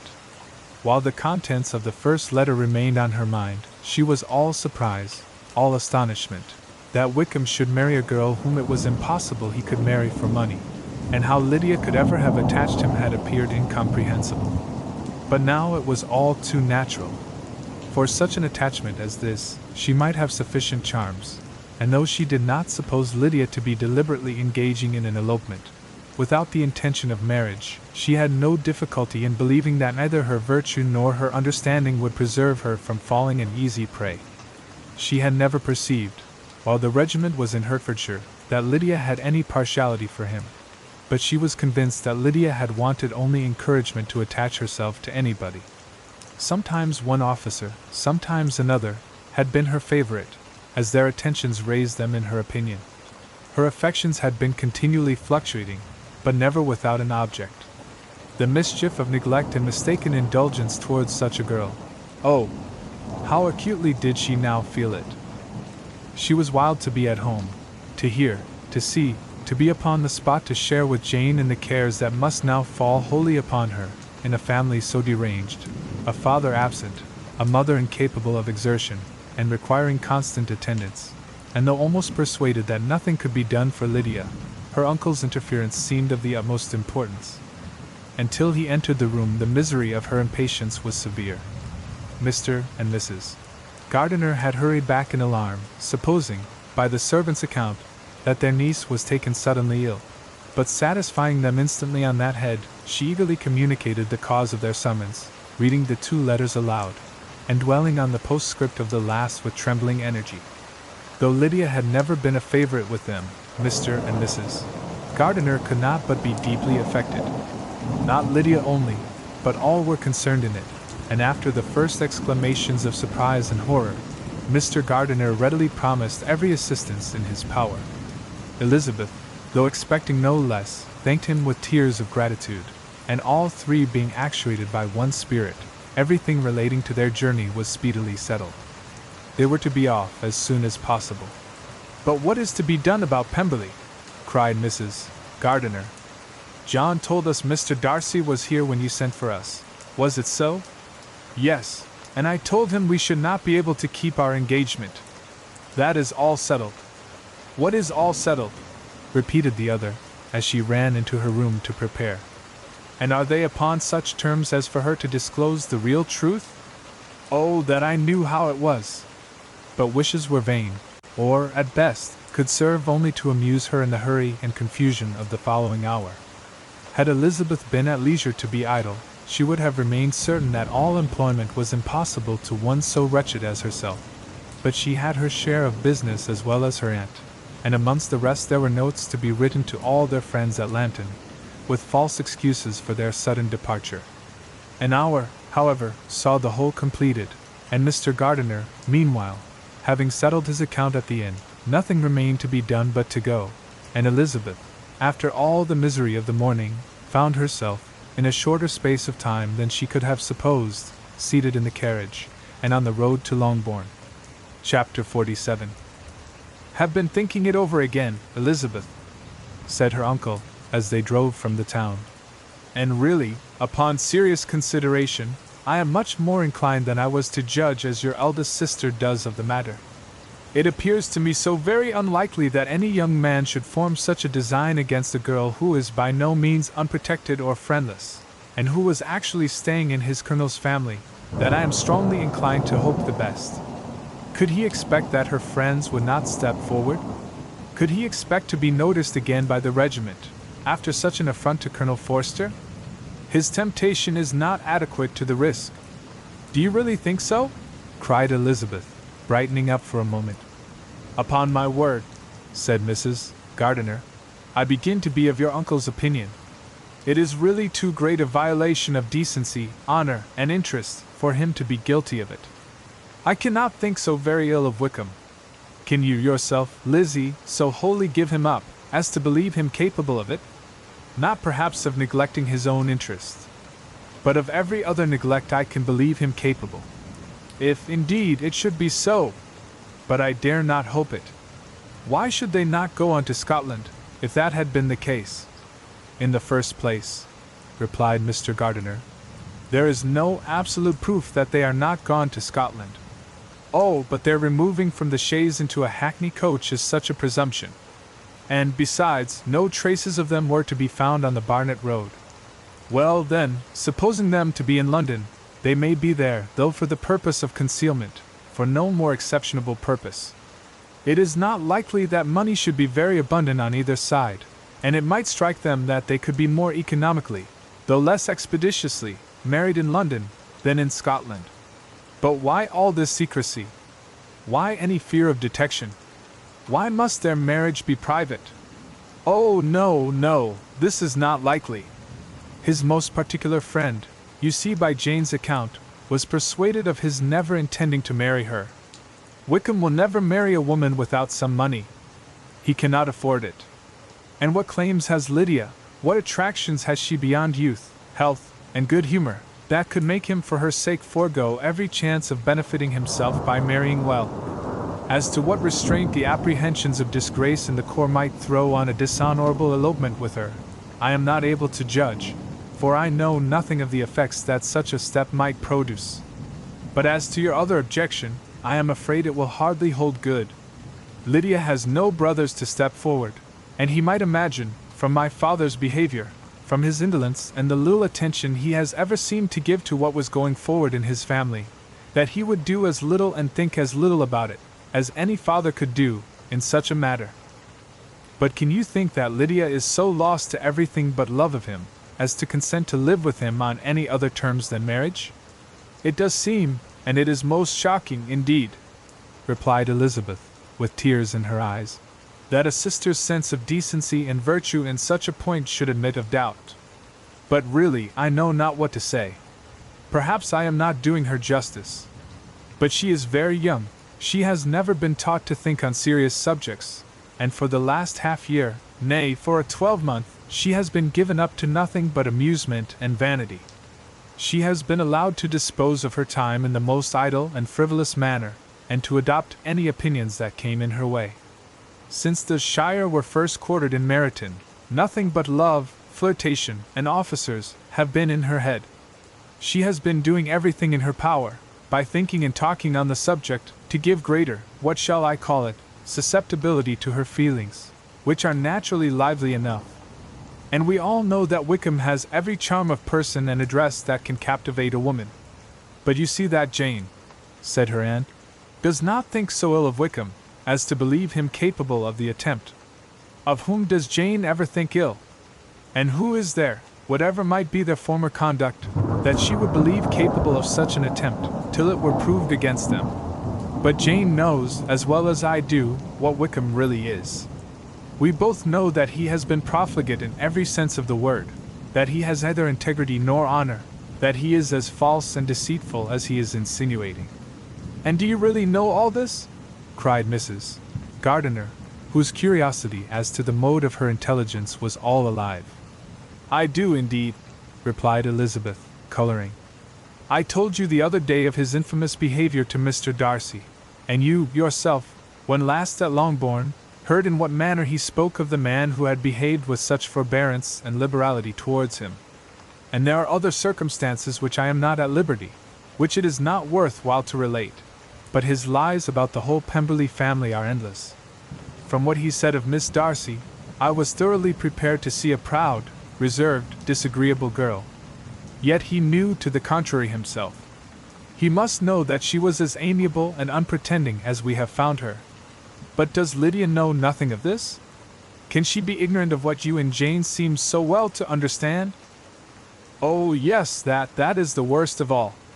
Till I was in Kent, and saw so much both of Mr. Darcy and his relation Colonel Fitzwilliam, I was ignorant of the truth myself. And when I returned home the Shire was to leave Meryton in a week or fortnight's time. As that was the case, neither Jane, to whom I related the whole, nor I thought it necessary to make our knowledge public, for of what use could it apparently be to anyone, that the good opinion, which all the neighbourhood had of him, should then be overthrown? And even when it was settled that Lydia should go with Mrs. Forster, the necessity of opening her eyes to his character never occurred to me. That she could be in any danger from the deception never entered my head. That such a consequence as this should ensue, you may easily believe was far enough from my thoughts. When they all removed to Brighton, therefore, you had no reason, I suppose, to believe them fond of each other? Not the slightest. I can remember no symptom of affection on either side, and had anything of the kind been perceptible, you must be aware that ours is not a family on which it could be thrown away. When first he entered the corps, she was ready enough to admire him, but so we all were. Every girl in or near Meryton was out of her senses about him for the first 2 months, but he never distinguished her by any particular attention, and consequently, after a moderate period of extravagant and wild admiration, her fancy for him gave way, and others of the regiment, who treated her with more distinction, again became her favorites. It may be easily believed that however little of novelty could be added to their fears, hopes, and conjectures, on this interesting subject by its repeated discussion, no other could detain them from it long, during the whole of the journey. From Elizabeth's thoughts it was never absent. Fixed there by the keenest of all anguish, self-reproach, she could find no interval of ease or forgetfulness. They travelled as expeditiously as possible, and sleeping one night on the road, reached Longbourn by dinner-time the next day. It was a comfort to Elizabeth to consider that Jane could not have been wearied by long expectations. The little gardeners, attracted by the sight of a chaise, were standing on the steps of the house, as they entered the paddock, and when the carriage drove up to the door, the joyful surprise that lighted up their faces and displayed itself over their whole bodies, in a variety of capers and frisks, was the first pleasing earnest of their welcome. Elizabeth jumped out, and after giving each of them a hasty kiss, hurried into the vestibule, where Jane, who came running downstairs from her mother's apartment, immediately met her. Elizabeth, as she affectionately embraced her, whilst tears filled the eyes of both, lost not a moment in asking whether anything had been heard of the fugitives.